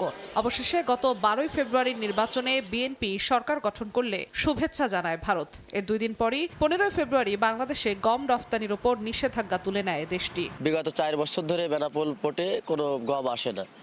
এখন শুনছি ভারত থেকে নতুন করে আমদানি হতে পারে, এই হলে আমাদের পোর্টে হয়তো কাজ আরো বাড়লো। আমদানির সুযোগে সরবরাহ বাড়লে দেশের বাজারে গমের দাম কমবে বলে আশা আমদানিকারকদের। এছাড়া ধীরে ধীরে অন্য পণ্যের ওপর থাকা নিষেধাজ্ঞাও উঠে যাবে বলে আশা ব্যবসায়ীদের। ভারত সরকার গম আমদানিতে নিষেধাজ্ঞা দেওয়ায় আমরা 4 বছর গম আমদানি করতে পারিনি, এখন সেটা তুলে নিয়েছে, আমরা গম আমদানির প্রস্তুতি নিচ্ছি। বাংলাদেশ ভারতের সাথে সুন্দর একটা ব্যবসা বন্ধন হবে, এটাই আমরা ব্যবসা বাণিজ্য আশা করি। এদিকে গম আমদানি শুরু হলে বন্দর থেকে দ্রুত পণ্য ছাড়ে সহযোগিতার আশ্বাস দিয়েছে কর্তৃপক্ষ। যদি আমাদের এই বেনাপোল স্থলবন্দর ব্যবহার করে গম নিয়ে আসতে চাই, সেক্ষেত্রে আমরা আমাদের কোয়ারেন্টাইন যথাযথ নিয়ম মেনে এখানে যত দ্রুত সম্ভব গম আমদানির পরবর্তী যে কার্যক্রম সেগুলো সুষ্ঠুভাবে করে দেশের ভিতর দ্রুত ঢোকানোর ব্যবস্থা আমরা করব। সংশ্লিষ্টদের তথ্য মতে 2024-25 অর্থ বছরে সরকারি ও বেসরকারি খাতে বাংলাদেশকে মোট 59 লাখ টন গম আমদানি করতে হয়েছে। সময় সংবাদ, বেনাপোল। সাতক্ষীরায় চিংড়ির মৌসুমের শুরুতে রেনুর দাম বেশি থাকায় বিপাকে চাষিরা। নেই রেনু যাচাইয়ের ব্যবস্থাও। হ্যাচারি মালিকদের দাবি, কক্সবাজার থেকে নিয়ে আসা রেনু পিসিআর ল্যাবে পরীক্ষা না করায় ক্ষতিগ্রস্ত হচ্ছে চাষিরা। দক্ষ টেকনিশিয়ান পেলেই রেনু পরীক্ষার কাজ শুরুর আশ্বাস জেলা মৎস্য কর্মকর্তার। সাগর হোসেনের ছবি নিয়ে মমতাজ আহমেদ বাপির রিপোর্ট। দেশের উৎপাদিত চিংড়ির 1/3 উৎপাদন হয় সাতক্ষীরায়। আধা নিবিড়, সনাতনী, বিভিন্ন ধরনের ঘেরে বেশিরভাগ চিংড়ির রেনু আসে কক্সবাজার থেকে। রেনু পরিবহনে দীর্ঘ সময় লাগার কারণে কমে যায় পোনার গুণগত মান। নেই রেনু যাচাইয়ের ব্যবস্থা, দাম নিয়েও রয়েছে চাষিদের অভিযোগ। 80 বিঘে জমি ঘের করি, আমি এখনো পর্যন্ত একটি মাছ দিতে পারিনি, শুধুমাত্র পোনার দাম বেশি থাকার কারণে। সরকার থেকে কোনো পরীক্ষা নিরীক্ষা হয় না, আমরা বিশ্বের উপরে কিনি। ক্ষতিগ্রস্ত এত পরিমাণে হচ্ছে যে আমাদের মাছ কেনার পয়সা থাকতিস না। সরকার থেকে আমাদের কোনো মৎস্য ঋণের ব্যবস্থা যারা করতো, তাই চিংড়ি মাছ আমরা উন্নতভাবে আমরা এগিয়ে নিয়ে যেতে পারতাম। এদিকে হ্যাচারি মালিকদের জীবাণুমুক্ত ভালো রেনু সরবরাহের তাগিদ চিংড়ি রেনু সমিতির। গত বছর যে পরিমাণ পোনা ঢুকছিল এবছর তার অনেক কম। তাদেরকে অনুরোধ করেছি, আপনারা যেন এই ধরনের চিংড়ি পোনা বাজারে সরবরাহ করবেন না, যাতে চাষি ক্ষতিগ্রস্ত হয়। এই পোনাটা আমাদের চাষিরা ছাড়তেছে, এই পোনাটা কতটুকু আমাদের পানির সাথে মানানসই, এই বিষয়ে আমরা আসলে গভর্নমেন্টের তো কোনো সহায়তা পাই নাই। হ্যাচারি মালিকদের দাবি, ভরা মৌসুমেও মিলছে না চাহিদা অনুযায়ী রেনু। কক্সবাজার থেকে নিয়ে আসা রেনু পিসিআর ল্যাবে পরীক্ষা না করায় ক্ষতিগ্রস্ত হচ্ছে চাষিরা। সাতক্ষীরা মৎস্য অধিদপ্তর যে অফিসটি আছে, সেখান থেকে যদি আমাদের এই পোনাগুলো পরীক্ষা করা যায়, পিসিআর ল্যাব মেশিন এসছে, এই মেশিনের সাহায্যে পরীক্ষা করা যায়, তাহলে পোনাটা নিশ্চিত ভালো পোনা পাবে এবং এই পোনাগুলো উৎপন্ন কাঙ্ক্ষিত লক্ষ্যে পৌঁছাতে পারবে। দক্ষ টেকনিশিয়ান পেলেই রেনু পরীক্ষার কাজ শুরুর আশা জেলা মৎস্য কর্মকর্তার। আমাদের যন্ত্রপাতি চলে এসেছে, টেকনিক্যাল কিছু সাপোর্ট সার্ভিসটা আমাদের প্রোভাইড করতে পারলে আমরা এই ল্যাবটা পুরোপুরি চালু করতে পারবো। জেলা মৎস্য অফিসের দেয়া তথ্য মতে সাতক্ষীরা জেলার প্রায় 68,000 হেক্টর জমিতে প্রায় 5,500 চিংড়ি ঘেরে উৎপাদনের লক্ষ্যমাত্রা ধরা হয়েছে 40,000 মেট্রিক টন চিংড়ি। সময় সংবাদ, সাতক্ষীরা। প্রতি বছরের মতো এবারও ঈদযাত্রায় বাড়িমুখী মানুষের চাপ পড়বে মহাসড়কে। চালকদের অভিযোগ, মহাসড়কের বিভিন্ন জায়গায় গাড়ি থামিয়ে চাঁদা আদায়, ফিটনেস ও ড্রাইভিং লাইসেন্স যাচাইয়ের নামে কাগজপত্র পরীক্ষা নিরীক্ষা যানজটের অন্যতম কারণ। বাড়তি ছুটি যোগ হওয়ায় যাত্রী চাপ সামলাতে খুব একটা বেগ পেতে হবে না উল্লেখ করে সড়ক বিশেষজ্ঞরা বলছেন, ত্রুটিপূর্ণ যানবাহনে দুর্ঘটনার ঝুঁকি বাড়ে। চাঁদাবাজদের বিরুদ্ধে কঠোর হুঁশিয়ারির পাশাপাশি স্বস্তিদায়ক ও নিরাপদ ঈদযাত্রার আশ্বাস সড়ক পরিবহন মন্ত্রী শেখ রবিউল ইসলামের। সাইফুল রুদ্রর রিপোর্ট। প্রতিবার ঈদে যাত্রী ও যানবাহনের চাপ কয়েক গুণ বেড়ে যাওয়ায় বিভিন্ন রুটে তৈরি হয় তীব্র যানজট। সড়কে বিশৃঙ্খলায় ভোগান্তিতে পড়েন যাত্রীরা। রাজধানী ছাড়ার পথে গাবতলী, টঙ্গী, সায়দাবাদ, যাত্রাবাড়ি ও কাঁচপুর, এমনকি হানিফ ফ্লাইওভারে দীর্ঘ সময় আটকে থাকে দূরপাল্লার গাড়ি। চালকরা বলছেন, চট্টগ্রাম, বরিশাল, যশোর, খুলনা ও বাগেরহাট রুটে যান চলাচল স্বাভাবিক থাকলেও এবার ভোগান্তিতে পড়তে পারেন সিলেট ও উত্তরের জনপদের যাত্রীরা। নাঙ্গলবন ব্রিজ থেকে আপনার সোনারগাঁ পর্যন্ত একটা জ্যাম ছিল, এখন ব্রিজের কাজ হয়ে গেছে, এখন আপাতত ওই জ্যামটা নাই। ভাঙাচোরা আছে আমাদের ওই যে নোয়াখালীতে আছে আর কি, লক্ষ্মীপুরে। যানজট তো শুধু সিলেট কেন, একই রোডে যদি সবই চলে তাহলে তো অবশ্যই যানজট হবে। বাইবেল শ্রীপুর এটা মনে করেন জাম লাগে থাকে, এটা রাস্তা খুব ভাঙাচোরা। কাগজপত্র ও চালকের লাইসেন্স যাচাইয়ের নামে মহাসড়কের একাধিক স্থানে গাড়ি থামিয়ে পুলিশের বিরুদ্ধে কৃত্রিম যানজট তৈরির অভিযোগও করেন চালকদের কেউ কেউ। সিগন্যালটা দিল, গাড়িটা সাইড করেন, কাগজপাতি দেখান, যমুনা ব্রিজ পার হয়ে যাবেন, ওইখানে ওই একটা নাটক, এলেঙ্গার সাইডে যাবেন, ওখানে ওই পজিশন, তারপরে যমুনা ব্রিজ পার হবেন, গোল চক্করে ওইখানে তো ওটা ক্লাব ঘর। অল টাইম আপনাকে সুযোগ পাবে গাড়ি ছাড়বে। এখন তো পুলিশের চাঁদাবাজিটা বাংলাদেশে বেশি হয়ে গেছে। যোগাযোগ বিশেষজ্ঞরা বলছেন, সড়ক রক্ষণাবেক্ষণ, ত্রুটিমুক্ত যান চলাচলের পাশাপাশি সরকার কৌশলী হলে এবারও যানজট এড়ানো সম্ভব। নতুন যেই সব জায়গায় উন্নয়নজনিত বটলনেক হওয়ার সম্ভাবনা আছে, ড্রাই সিজন যেহেতু আছে, চাইলেই কিন্তু আমরা সুন্দর করে একটা মেইনটেনেবল একটা রাস্তা তৈরি করতে পারি। শুধু যানজট না, আপনার নিরাপত্তার চ্যালেঞ্জটাও তখন নিতে হবে। তো আমি মনে করি সরকারকে আসলে কৌশলী হওয়া উচিত। ঈদের ছুটিটাকে একটু যদি বাড়িয়ে দেয়, তাহলে আসলে ধাপে ধাপে যাওয়ার যে বিষয়টা, তখন দেখা যাবে মানুষ ফর্মাল ট্রান্সপোর্ট অর্থাৎ গণপরিবহন নিয়ে যাওয়ার চেষ্টা করবে। যোগাযোগ মন্ত্রী বলছেন, ঈদ যাত্রা নির্বিঘ্ন করতে সব ব্যবস্থা নেওয়া হয়েছে। চাঁদাবাজির বিরুদ্ধে থাকবে জিরো টলারেন্স। সড়কে চাঁদাবাজি করার কোনো সুযোগ নেই। আইন শৃঙ্খলা রক্ষাকারী বাহিনী, পরিবহন সেক্টরে যারা জড়িত সবাই তৎপর আছে। আমাদের মন্ত্রণালয় থেকে যারা এখানে মনিটরিং করার দরকার সেটা আছে, মোবাইল কোর্ট আছে, হাইওয়ে পুলিশ তৎপর আছে। পোশাক শ্রমিকদের যাতায়াত নির্বিঘ্ন করতে গাজীপুর সহ একাধিক জায়গায় বিআরটিসি বাস রাখা হবে বলেও জানান মন্ত্রী। বিআরটিসি থেকে আলাদা বাস ওখানে প্রস্তুত রাখা হবে, সেটা আমরা অঙ্গীকার করেছি। সাইফুল রুদ্র, সময় সংবাদ, ঢাকা। দেশে বাড়ছে কিডনি রোগীর সংখ্যা। গবেষণায় দেখা যায়, বাংলাদেশে ডায়ালিসিসের খরচ যোগাতে গিয়ে কিডনি রোগীদের 92% পরিবার আর্থিক সংকটে পড়েন। চিকিৎসকরা বলছেন, শুরুতেই এই রোগ শনাক্ত করা গেলে কিডনি প্রতিস্থাপন হতে পারে স্থায়ী সহজ সমাধান। 29 বছরের জুয়েল কুমিল্লা থেকে ঢাকায় এসেছেন কিডনি প্রতিস্থাপনের জন্য। ক্ষুধামন্ধার সমস্যা নিয়ে প্রথমে চিকিৎসক দেখান তিনি। তখন তিনি জানতে পারেন অকেজো হয়ে পড়েছে দুটো কিডনি। আগে শুধু খাওয়ার অরুচি ছিল, ওইটাই সমস্যা ছিল, আর অন্য কোনো সমস্যা ধরা পড়ে নাই। হঠাৎ করে তারপর হচ্ছে টেস্ট করার পরে, আলট্রা করার পরে ধরা পড়লো আর কি যে দুইটাই ড্যামেজড। লাইফস্টাইলকেই দোষারোপ করতেছে। লাইফস্টাইল হচ্ছে হয়তো কোনো জায়গায় কোনো অসঙ্গতি ছিল, এটা আমি বুঝতে পারি নাই। 65 বছর বয়সের শুকুর আলী 2 কিডনি অকেজো হওয়ায় হাসপাতালের বিছানায় শয্যাশায়ী। নিয়মিতভাবে তাকে করাতে হয় ডায়ালাইসিস। পরিবারের সদস্যরা বলছেন, ব্যয়বহুল এই চিকিৎসার খরচ জোগাতে হিমশিম খেতে হচ্ছে তাদের। যদিও ডায়ালাইসিস করিয়ে শারীরিকভাবে কিছুটা স্বস্তিতে থাকেন রোগীরা। সবার পক্ষে তো আর খরচ করা সার্ভ করা সম্ভব না। মাসে 40-50 হাজার টাকা খরচ হয় কিডনি ডায়ালাইসিস করতে গেলে। শরীরে একটু ভালো লাগে, করতেছি। চিকিৎসকদের পরামর্শ, অল্প সময়ে কিডনি প্রতিস্থাপন করা গেলে দীর্ঘমেয়াদী সুস্থতা লাভ করা সম্ভব। সর্বোচ্চ কিডনি ট্রান্সপ্ল্যান্ট সারা ওয়ার্ল্ডে বেঁচে আছে 45 বছর। আপনি ডায়ালিসিস কমিয়ে প্র্যাকটিক্যালি কিডনি ট্রান্সপ্ল্যান্ট বাড়ান।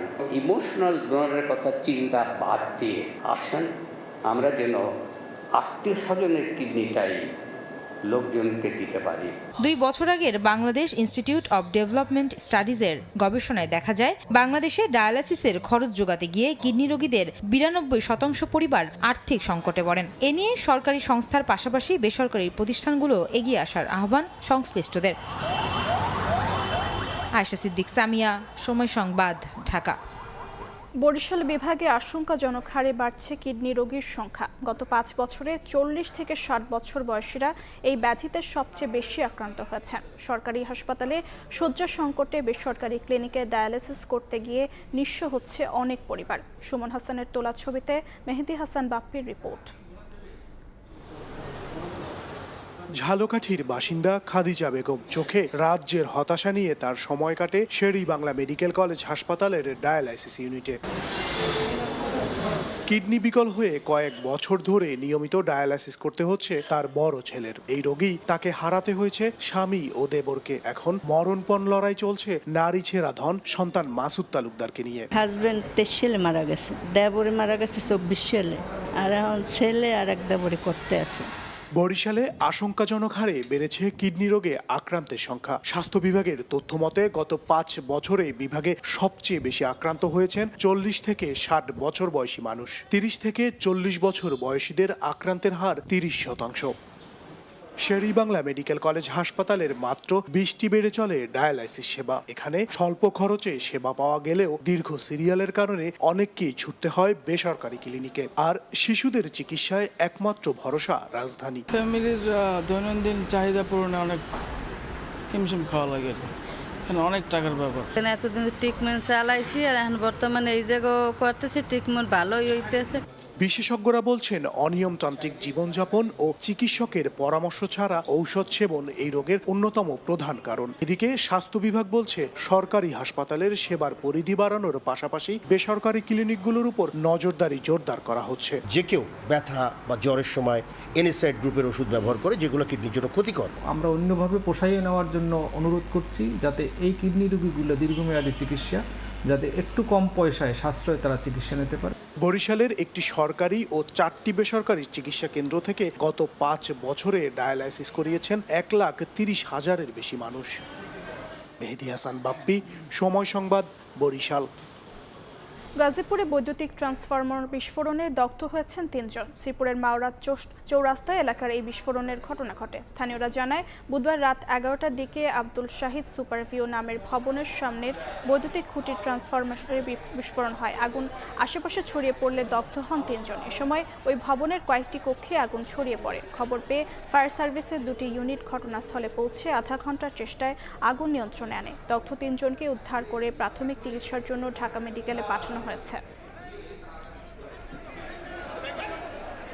নীলফামারীর ডোমারে জমি সংক্রান্ত বিরোধের জেরে সংঘর্ষে একজন নিহত হয়েছেন। পুলিশ জানায়, পৌর এলাকার ময়দানপাড়ায় বাসিন্দা মজনু মিয়ার সঙ্গে স্থানীয় সাবেক কাউন্সিলর বেলাল হোসেনের সঙ্গে জমি নিয়ে দ্বন্দ্ব চলছিল। বুধবার ওই জমিতে একটি শুকনো গাছ কাটতে যান মজনু ও তার 3 ভাই। এ সময় বাধা দেন প্রতিপক্ষ বেলাল ও তার পরিবার। এক পর্যায়ে বাঁধের সংঘর্ষ, আহত হন 3 জন। হাসপাতালে নেয়ার পথে মজনু মিয়া মারা যান। এ ঘটনায় জিজ্ঞাসাবাদের জন্য 2 জনকে থানা হেফাজতে নেওয়া হয়েছে।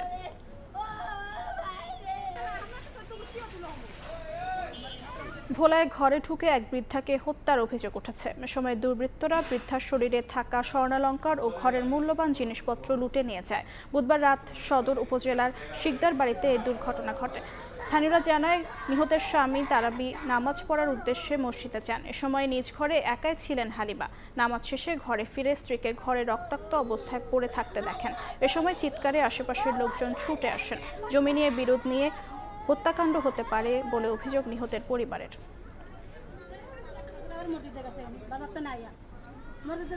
যশোরে অপহৃত ব্যবসায়ীকে 9 দিন পর উদ্ধার করল র্যাব। বুধবার রাতে চৌগাছা উপজেলার খোলসি এলাকায় বিশেষ অভিযান চালিয়ে তাকে উদ্ধার করা হয়।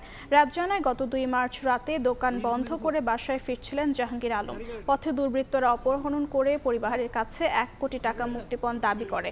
ওই ঘটনায় পরিবারের পক্ষ থেকে থানায় অভিযোগ দায়ের করলে অভিযানে নামে আইন শৃঙ্খলা বাহিনী।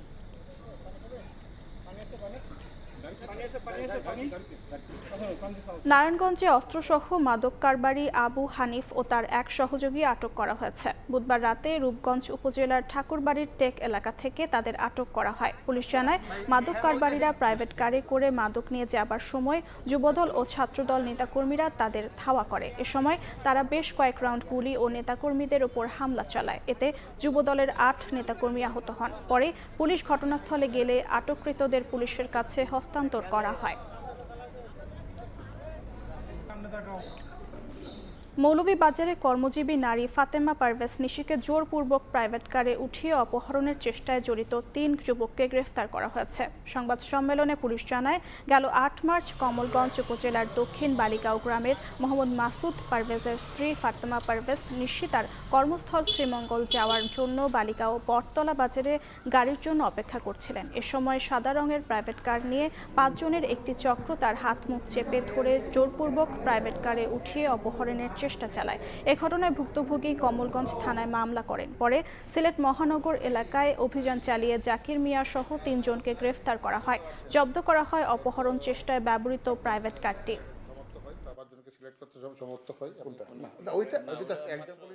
জাকির কাউসার জসিকে আমরা আটক করতে সমর্থ হই। আর 2 জন জাহাঙ্গীর সহ আরেকজন পলাতক আছে, সে বিভিন্ন ডাকাত দলের সদস্য বলে আমরা জানতে পাই। তবে জাহাঙ্গীর অতি অল্প সময় আশা করি গ্রেফতার করতে সমর্থ হব।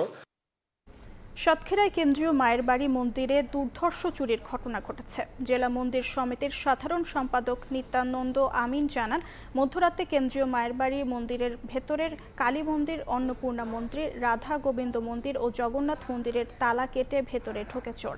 পরে প্রতিমার বিভিন্ন স্বর্ণালঙ্কার ও দান বাক্সের অর্থ চুরি করে পালিয়ে যায়। সিসিটিভি ফুটেজে দেখে চোরদের শনাক্ত করে দৃষ্টান্তমূলক শাস্তির দাবি জানিয়েছেন সনাতন ধর্মাবলম্বীরা। চুরির খবর পেয়ে পুলিশ ঘটনাস্থলে গিয়ে আলামত সংগ্রহ করেছে।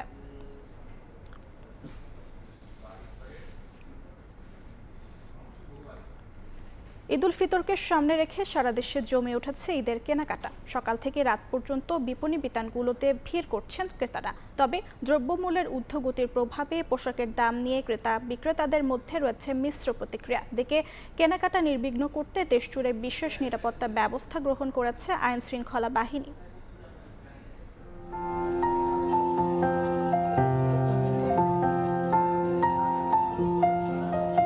ঈদের আনন্দ রাঙাতেই শপিং মল সহ বিভিন্ন শোরুম এখন ক্রেতা বিক্রেতার পদচারণায় মুখরিত।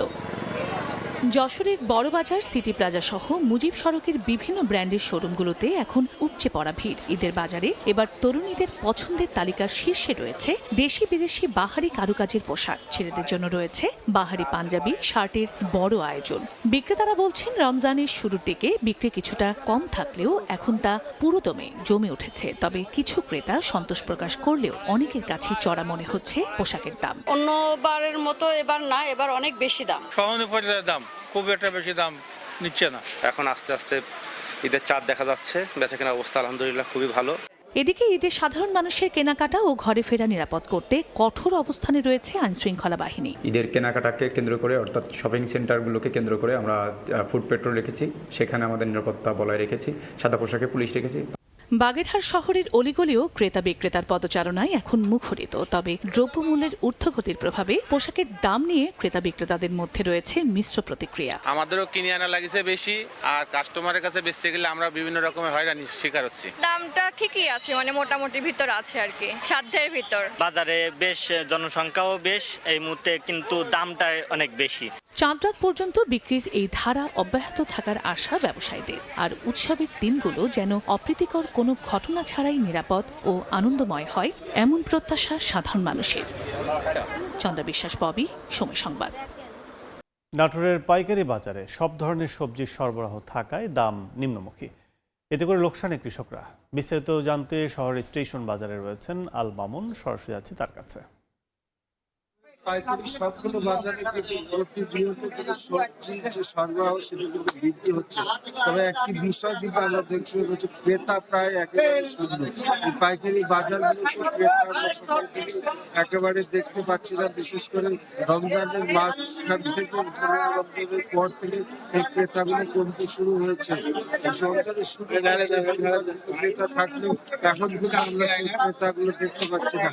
বিশেষ করে এই নাটোর স্টেশন বাজার থেকে এই বিভিন্ন খুচরা পর্যায়ের আর্থিক বাজারের ক্রেতারা, খুচরা বিক্রেতারা যে সবজি কিনেন তারা কিন্তু আজকে সেই পর্যায়ে কিন্তু আমরা দেখছি না। আমরা এই ক্রেতার অভাবে কিন্তু দাম কমে আসছে বলে আমরা সকাল থেকে দেখছি।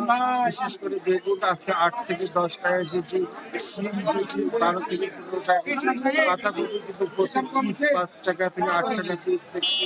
এছাড়া কিন্তু করলা যেটি 35 থেকে 40 টাকা দেখছি। এছাড়া যেটি রয়েছে আমরা আলু 12 টাকা কেজি।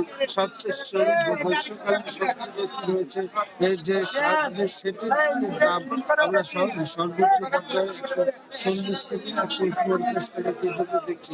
তবে একটি বিষয় যেটি তাদের বিষয়ে প্রতিদিন নাটোরে সরবরাহ চাহিদা কিন্তু সবজি 520 থেকে 550 থেকে থাকে এবং জেলার বাইরে যেটি রাজধানী সব বিভিন্ন জায়গা থেকে সেখানে কিন্তু আরো 1.5 থেকে 200 সবজি কিন্তু সরবরাহ থাকে। সেই সবজি সরবরাহ ঠিক থাকলে ক্রেতা কিন্তু কমে এসেছে। যেটি বিশ্বাস করি রমজান উপলক্ষে কিন্তু মানুষের খাবারের যে চাহিদা সেটি কমে আসা কিন্তু এই ক্রেতা কমে এসেছে বলে যেটি বলছেন এখানকার বলছেন যেটি এই যে এখানকার বিক্রেতা এবং ক্রেতারা এবং এই দাম কমে আসার ফলে কৃষকরা কিন্তু লোকসান হচ্ছে। শীতকালীন সবজি কেটে 1,20,000 মেট্রিক টন উৎপাদন শেষে এখন গ্রীষ্মকালীন সবজি সেটা উৎপাদন হয়েছিল। আমার কাছে নাটোর স্টেশন বাজার থেকে সবজি বাজারের সর্বশেষ পাইকারি বাজারের সবশেষ খবর জানাতে সরাসরি ছিলাম নাটোরে। বাগেরহাটে হিমায়িত সামুদ্রিক মাছের পাইকারি হাটে বেচাকেনা জমজমাট। মাছের সরবরাহ বাড়ায় দামও নাগালের মধ্যে। বিস্তারিত জানাতে কেবি বাজার মৎস্য অবতরণ কেন্দ্রে আছেন সহকর্মী আলী আকবর টুটুল, সরাসরি যাচ্ছে তার কাছে। আলো ফোটার সাথে সাথেই বাগেরহাটের যে মৎস্য অবতরণ কেন্দ্র আছে সেই অবতরণ কেন্দ্র আসলে এখানে জমজমাট হয় এবং পাইকারি মাছের হাট। আমরা যদি বলি যে সামুদ্রিক মাছের আসলে মাছের একটু ঘাটতি থাকলেও এখানে কিন্তু হিমায়িত মাছের কারণে আসলে এই বাজারটি জমজমাট থাকে। বর্তমানে আসলে রমজান মাসে আর সামুদ্রিক মাছ একটু কম। আমরা যদি বলি যে বাগেরহাটে যে ইলিশ মাছ আমরা দেখতে পাচ্ছি যে এই ইলিশ মাছের দাম কিন্তু আগের তুলনায় অনেক বেশি। যদি বলি যে প্রায় 1 কেজি ওজনের ইলিশ মাছ 25 থেকে 2600 টাকা এবং 500 গ্রামের ওজনে প্রায় 1500 টাকা এবং 4টা কেজি হয় সেখানে প্রায় 800 থেকে এবং 900 টাকা পরে কেজি। বর্তমানে মাছ সরবরাহ কম থাকার কারণে মাছের দাম একটু বেড়েছে এমনটাই কিন্তু আসলে জানিয়েছে। তবে সাগরে মাছ ধরা না পড়ার কারণে এই হিমায়িত মাছের উপরে নির্ভর করছে এই বাজারটি। আমরা যদি বলি যে এখানে বিভিন্ন ধরনের যে সামুদ্রিক মাছ রয়েছে, যেমন এখানে আমরা যদি বলি যে পোয়া মাছ রয়েছে এবং ইলিশ রয়েছে, ঢেলা এবং চেলা এবং জাবা পোয়া এবং এখানে তপস্বী মাছ রয়েছে এবং এখানে যে ইলিশের ঝাটকা মাছ সেই ঝাটকা আমি দেখতে পাচ্ছি। আমরা যদি বলি যে এখানে প্রতিটা এবং এই হাটটাই এবং জমজমাট আমরা দেখতে পাচ্ছি যে মাছের যে প্রক্রিয়া সেই প্রক্রিয়া চলছে। এখানে যে পাইকাররা আসছে এবং তারা কিন্তু দূর দূরান্ত থেকে এখান থেকে মাছ ক্রয় করে নিয়ে এবং বিভিন্ন হাট বাজারে কিন্তু তারা নিয়ে এবং বিক্রি করেন। যদি বলি যে আসলে প্রতিটা মানুষ আসলে এই বাগেরহাটের যে সামুদ্রিক মাছের যে হাট রয়েছে এখানে আসলে পাইকাররাও কিন্তু এখানে আসে দূর দূরান্ত থেকে। তারা কিন্তু গ্রামগঞ্জ এবং বিভিন্ন হাট বাজারে নিয়ে আসলে তারা কিন্তু বিক্রি করেন।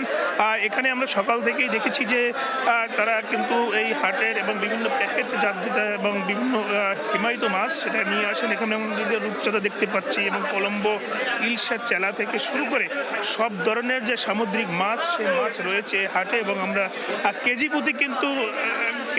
প্রতি কিন্তু আমরা যদি জানি যে আসলে প্রায় 50 থেকে 60 টাকা করে এবং বেড়েছে। এছাড়া যদি বলি আসলে এই ইলিশের মাছের এখন নাগালের বাইরে রয়েছে। তা আমরা যদি সব মিলেই যদি বলি যে বাগেরহাটের যে মাছের হাটে কিন্তু এখানে মাছের একটু ঘাটতি থাকার কারণে আসলে দাম বেড়েছে এমনটাই কিন্তু দাবি করেছেন যেখানে পাইকাররা রয়েছে তারা কিন্তু, এবং ব্যবসায়ীরা বলছেন যে মাছের আমদানি কম থাকার কারণে আসলে বাজারের এই অবস্থা তৈরি হয়েছে। তবে সব ধরনের মাছের কিন্তু সামুদ্রিক মাছের হাট থেকে ছিল আমার কাছে সবশেষ। এতক্ষণ সরাসরি ছিলাম বাগেরহাটে। মুন্সিগঞ্জের আরবগুলোতে মৌসুমি ফলের পসরা বসছে। তরমুজ, বাঙ্গি, আনারস সহ নানা রকম ফলের সমারোহ। বিস্তারিত জানাতে যুক্ত হচ্ছেন সহকর্মী নাসিরউদ্দিন উজ্জ্বল, সরাসরি যাচ্ছে তার কাছে। ফাল্গুনের ভোরে এই আড়তগুলোতে কিন্তু রোজার যে ফল, মৌসুমি ফল, সেই ফলগুলোর কিন্তু অনেক বেশি সরবরাহ রয়েছে, একই সঙ্গে চাহিদাও রয়েছে, যার কারণে কিন্তু ভোরবেলায় আড়তগুলো সরব হয়ে উঠেছে। এবং তারা বলছেন যে দেশের বিভিন্ন প্রান্ত থেকে যে মৌসুমি ফল সেগুলো কিন্তু স্থানীয় ফল ছাড়া অন্যান্য এলাকার ফল এখানে এসছে এবং দেখছেন যে থরে থরে সাজিয়ে রাখা হয়েছে চিনাল। এই চিনাল কিন্তু বিক্রি হচ্ছে 20 থেকে 30 টাকা পিস দরে। আর এখানে যেই ফুটবাঙ্গি রয়েছে সেগুলো কিন্তু 30 টাকা থেকে 200 টাকা কেজি দরে বিক্রি হচ্ছে। আর এই তরমুজ যে সাইজ অনুযায়ী বিক্রি হচ্ছে কিন্তু 150 থেকে 350 টাকা পর্যন্ত। এবং অন্যান্য যেসব ফল রয়েছে, সাম্মাম রয়েছে পাশেই, সামাম বিক্রি হচ্ছে কিন্তু 50 থেকে 70 টাকা কেজি দরে এবং দামের হেরফের রয়েছে। তবে তারা বলছেন যে প্রথম রোজায় যে একটা আগুন দামে ফল বিক্রি হচ্ছিল সেটা কিন্তু অনেকটা নিয়ন্ত্রণে চলে আসছে। তবে এখন বাজারের চাহিদা অনুযায়ী সরবরাহ স্বাভাবিক যেগুলো রয়েছে সেই দাম কিন্তু অনেকটাই অনুকূলে রয়েছে। এবং এখানে যে সবেদা বিক্রি হচ্ছে সেটি কিন্তু 140 থেকে 160, বড়ই বিক্রি হচ্ছে 20 টাকা থেকে 100 টাকা কেজি দরে। আর এখানকার যে কলার সবচেয়ে বড় আড়ত এটি, এবং সেখানে কিন্তু সবরি কলা বিক্রি হচ্ছে 30 থেকে 50 টাকা হালি পাইকারি দরে। নেপালি কলা পাওয়া যাচ্ছে 15 থেকে 30 টাকা কেজিতে হালিতে। এবং চাপা কলা বিক্রি হচ্ছে 15 থেকে 25 টাকা হালি। এরকম নানা রকম ফল এই এখান থেকে যে পাইকারি বিক্রি হচ্ছে তার মধ্যে তারা বলছেন যে এইসব ফলগুলোতে তারা কেমিক্যাল ব্যবহার করছেন না এবং বিষমুক্ত ফল হিসাবে কিন্তু এগুলো খুচরা বাজারে যাচ্ছে এবং এই খুচরা বাজার থেকে কিন্তু ভোক্তার হাতে পৌঁছাচ্ছে। এবং আনারস কিন্তু প্রচুর আনারস এখানে উঠেছে এবং আনারসের দাম কিন্তু 10 থেকে 40 টাকা পিস ধরে। এবং মিষ্টি আনারস তারা বলছেন মধুপুর ছাড়াও কিন্তু পাহাড়ি অঞ্চল থেকে এইসব আনারস আসছে এবং এই দক্ষিণাঞ্চল থেকে যে তরমুজ আসছে সেই তরমুজও কিন্তু লাল এবং অনেকটা মিষ্টি, সে কারণে রোজায় ইফতারিতে এখন তরমুজ অনেক গুরুত্ব বহন করছে। এবং এই মৌসুমি ফলগুলো ঘিরে যে এখানে বেচা কিনা সেটি তারা বলছেন প্রায় কোটি টাকার ফল কিন্তু প্রতিদিন বিক্রি হচ্ছে। তো এই ছিল মুন্সিগঞ্জ থেকে ফলের হাটের সবশেষ। মৌসুমি ফল বেচাকেনার খবর জানছিলাম, এখন সরাসরি ছিলাম মুন্সিগঞ্জে। চলতি মৌসুমে চুয়াডাঙ্গায় আবাদযোগ্য জমির অর্ধেকের বেশিতে চাষ হয়েছে ভুট্টা। আবহাওয়া অনুকূলে থাকায় ভালো ফলনের আশা করছেন কৃষকরা। এতে লাভের সুযোগ দেখছে স্থানীয় কৃষি বিভাগ। চুয়াডাঙ্গার প্রতিনিধি মাহফুজ মামুনের তথ্য ও আইমান আহমেদ আনিসের ছবিতে রিপোর্ট। প্রায় 20 বছর আগে চুয়াডাঙ্গায় শুরু হয় ভুট্টার আবাদ। লাভজনক হয়, ক্রমেই আগ্রহ বাড়ে কৃষকদের। চুয়াডাঙ্গায় এই মৌসুমে 47,755 হেক্টর জমিতে ভুট্টার আবাদ হয়েছে। 5,55,152 মেট্রিক টন ভুট্টা হবে বলে ধারণা করা হচ্ছে, যার বাজার মূল্য দাঁড়াবে প্রায় 1,665 কোটি টাকা। সার, বীজ, কীটনাশক, জমি তৈরি সহ প্রতি বিঘায় খরচ হয় 15 থেকে 18,000 টাকা, আর ফলন পাওয়া যায় 35 থেকে 40 মণ, যার বাজার দর 40 থেকে 45,000 টাকা। 20-25 খরচ হয়, দেখা যাচ্ছে 50,000 পাওয়া যায়, 40-50 মণ ফলনও হয়। অন্যান্য ফসল আমাদের তেমন খুব একটা লাভজনক নাই, ভুট্টা চাষটা লাভজনক আর কি। ভুট্টাটা দেখা যাচ্ছে 1000 খানিক করে দাম হলে কিছু টাকা হয় দেয়। ভুট্টার চাষে আমাদের খরচও কম হয় এবং রোগ প্রতিরোধের ক্ষমতা ভুট্টার বেশি। ভুট্টার উৎপাদন বাড়লে কৃষকরা আর্থিকভাবে লাভবান হবেন বলে জানান এই কর্মকর্তা। আমরা ভুট্টাকে যেভাবে এগিয়ে নিতে চাই, এর পাশাপাশি যে ভুট্টার যেন ধানের জমিতে মানে ছড়িয়ে বিস্তৃতি লাভ না করে সে ব্যাপারে আমাদের সজাগ দৃষ্টি রয়েছে, সরকার সে ব্যাপারে সচেষ্ট রয়েছে। আমরা মনে করি যে ভুট্টার যদি জমিকে ঠিক রেখে উৎপাদন বাড়াতে পারি তাহলে আমাদের জন্য ভালো এবং সেটি দেশের জন্য ভালো। গত মৌসুমে 47,352 হেক্টর জমিতে উৎপাদন হয়েছিল 5,20,872 মেট্রিক টন ভুট্টা। বাজার মূল্য ছিল 1,562 কোটি টাকার বেশি। সময় সংবাদ, চুয়াডাঙ্গা। ব্রাহ্মণবাড়িয়ার কসবা আখাউড়া উপজেলার আঞ্চলিক সড়কে মগরা মনিয়ন্দ এলাকার কাকিনা খালের ওপর ধসে যাওয়া সেতু গত 10 মাসেও মেরামত হয়নি। এতে বিপাকে 2 উপজেলায় অন্তত 5 লাখ মানুষ। সড়কটি দিয়ে ভারী যানবাহন চলাচল করতে না পারায় বিকল্প উপায়ে অতিরিক্ত অন্তত 10 কিলোমিটার পথ পাড়ি দিয়ে যাতায়াত করতে হচ্ছে। ভোগান্তি লাঘবে দ্রুত সেতুটি মেরামতের দাবি স্থানীয়দের। হৃদয় পালের তোলা ছবিতে উজ্জ্বল চক্রবর্তীর রিপোর্ট। গত বছরের 5 জুন মধ্যরাতে রেলওয়ে ঠিকাদারি প্রতিষ্ঠানের ভারী মালবাহী ট্রাক চলাচল করার সময় দেবে যায় ব্রাহ্মণবাড়িয়া কাকিনা খালের উপর সেতুটি। এতে সেতুর উপর দিয়ে সব ধরনের যান চলাচল বন্ধ করে দেয় আখাউড়া উপজেলা প্রশাসন। এরপর কেটে গেছে 10 মাস, এখনও খালের উপর কোনো সেতু নির্মাণ হয়নি। বিকল্প সড়কে চলাচল করতে গিয়ে অন্তত 10 কিলোমিটার পথ অতিরিক্ত যাতায়াত করতে হয় কসবা আখাউড়া উপজেলা বাসিন্দাদের। গত ত্রয়োদশ জাতীয় সংসদ নির্বাচনের আগে প্রশাসন ও আইন শৃঙ্খলা বাহিনীর যানবাহনগুলো চলাচল করার লক্ষ্যে সেতুটির পাশ দিয়ে অস্থায়ী সড়ক নির্মাণ করা হয়। বর্তমানে ভোগান্তি নেই, সেখান দিয়ে ছোটখাটো যানবাহন চলাচল করছে। ভোগান্তি লাঘবে দ্রুত সেতুটি নির্মাণের দাবি এলাকাবাসীর। দীর্ঘ 1 বছর যাবৎ এই সড়কটি বেহাল দশা পড়ে আছে। এই অটো রিক্সা সিএনজি অ্যাক্সিডেন্ট করে কেউ পাও হারাইছে, কেউ হাত হারাইছে। যাত্রীর নিয়ে ওঠাতে না, এমনি খালি উঠাতে, যাত্রীর নিয়ে ওঠাতে না। ব্রিজটা যেমন অতি তাড়াতাড়ি আমাদের করে দেয়, আমরা যেমন চলাচল করতে পারি। আমি অন্তত এই সরকারের কাছে, প্রশাসনের কাছে অনুরোধ করব যে যত তাড়াতাড়ি পারা যায় এই ব্রিজটা যেন সম্পূর্ণ করে জনগণ কসবা আখাউড়া মানুষের দুর্ভোগ লাঘবে সহযোগিতা করে। উপজেলা প্রশাসন বলছে সেতুটি নির্মাণে ইতিমধ্যে কার্যাদেশ পেয়েছে সীমান্ত বিকাশ ত্রিপুরা গ্রুপ। নির্ধারিত সময়ের মধ্যে কাজ শেষ হওয়ার আশা করা হচ্ছে। তাদের টাকা স্যাংশন হয়েছে, তাদের বিদ্যুতের যে খুঁটি সরানোর বিষয় ছিল সেটা হয়ে গেছে, এখন কাজ মোটামুটি আগাচ্ছে। আমরা আশা করছি যে বৃষ্টির সিজন আসার আগেই আমাদের কাজ একটা লেভেলে চলে যাবে। প্রায় 30 মিটার দৈর্ঘ্য ও 24 ফুট প্রস্থ সেতুটি নির্মাণে ব্যয় ধরা হয়েছে 5 কোটি টাকা। 2027 সালের জুন মাসে কাজ শেষ হওয়ার কথা রয়েছে। আসন্ন বর্ষা মৌসুমের আগে কসবা আখাউড়ার এই সড়ক সেতুটির নির্মাণ কাজ শেষ না হলে জনভোগান্তি আরও বাড়বে বলে মনে করছেন এই অঞ্চলের যাত্রীসহ সাধারণ মানুষ। উজ্জ্বল চক্রবর্তী, সময় সংবাদ, ব্রাহ্মণবাড়িয়া। 2023 সালে একনেক সভায় পাশ হয়েছে বাগেরহাটের পানগুছি সেতু প্রকল্প, অথচ 3 বছরেও অগ্রগতি না হয় হতাশ এলাকাবাসী। সেতুটি নির্মাণ হলে সড়ক যোগাযোগ উন্নত হওয়ার পাশাপাশি বাড়বে সুন্দরবন কেন্দ্রিক পর্যটকের সংখ্যা। আর সড়ক বিভাগ বলছে পানগুছি সেতু প্রকল্পে চূড়ান্ত ঠিকাদার নিয়োগের অপেক্ষায়। আলী আকবর টুটুলের পাঠানো তথ্য ও আমিনুল ইসলামের ছবি রিপোর্ট। বাগেরহাটের অর্থনৈতিক ও পর্যটন শিল্পের উন্নয়ন এবং রাজধানীর সঙ্গে মোংলা বন্দরের নির্বিচ্ছিন্ন সড়ক যোগাযোগের জন্য বাগেরহাট বগি আঞ্চলিক মহাসড়কটি গুরুত্বপূর্ণ। তবে সড়কটির মোরেলগঞ্জ অংশে বয়ে গেছে প্রমত্তা পানগুছি নদী। প্রতিদিন একমাত্র ফেরি দিয়ে পার করা হয় সব যানবাহনকে। এতে একদিকে নষ্ট হয় সময়, অন্যদিকে বৈরী আবহাওয়ায় সৃষ্টি হয় ঝুঁকি। মানুষের দুর্ভোগ লাঘবে 2023 সালে একনেক সভায় পাশ হয় পানগুছি সেতু প্রকল্প। 1400 মিটার দীর্ঘ ও 10.3 মিটার প্রস্থের সেতুটির সঙ্গে থাকবে আধুনিক টোল প্লাজা ও স্কেল লোড কন্ট্রোল স্টেশন। তবে এরপর 3 বছরেও কোনো অগ্রগতি না হওয়ায় হতাশ এলাকাবাসী। তারা বলছেন সেতুটি নির্মাণ করা হলে সড়ক যোগাযোগ উন্নত হওয়ার পাশাপাশি বাড়বে সুন্দরবন কেন্দ্রিক পর্যটকের সংখ্যা। 2 ঘন্টা ধরে বসে আছি, এখানে শুনছি একটা সেতু হওয়ার কথা। যদি সেতুটা হয় তাহলে এই ভোগান্তিটা আর হয়তো বা পোহাইতে হবে না। টাইম টু টাইম ফেরি পাই না, টাইম ওভার হয়ে যায়, স্কুলে টাইম টু টাইম পৌঁছতে পারি না। নিমস্য রোগীগুলো পারাপার করতে 1 ঘন্টা 1.5 ঘন্টা দেরি হয়। সেতুটা যদি হয় সবচেয়ে আমাদের জন্য ভালো হয়। সড়ক বিভাগ বলছে পানগুছি সেতু প্রকল্পে চূড়ান্ত ঠিকাদার নিয়োগের অপেক্ষায় রয়েছে। ইন্টারন্যাশনাল টেন্ডার হবে, সেক্ষেত্রে একটা ঠিকাদারদের শর্ট লিস্টিং বা প্রি কোয়ালিফিকেশনের কাজটা সম্পন্ন হয়েছে। এখন হয়তো মূল ঠিকাদার নিয়োগের লক্ষ্যে দরপত্র আহ্বান করা হবে। সড়ক ও জনপথ বিভাগের তথ্য মতে পানগুছি সেতু নির্মাণে ব্যয় ধরা হয়েছে 912 কোটি টাকা। সময় সংবাদ, বাগেরহাট। নতুন ভবন নির্মাণ হলেও খুলনার বিভিন্ন ইউনিয়নে চালু হয়নি ভূমি অফিস। 2 বছরের বেশি সময় ধরে তালাবদ্ধ পড়ে রয়েছে নবনির্মিত ভবনগুলো।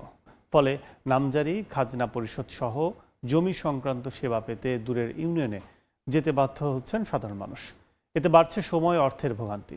নিয়ামুল হোসেন কোচির ছবিতে আব্দুল্লাহ আল মামুন রুবেলের রিপোর্ট।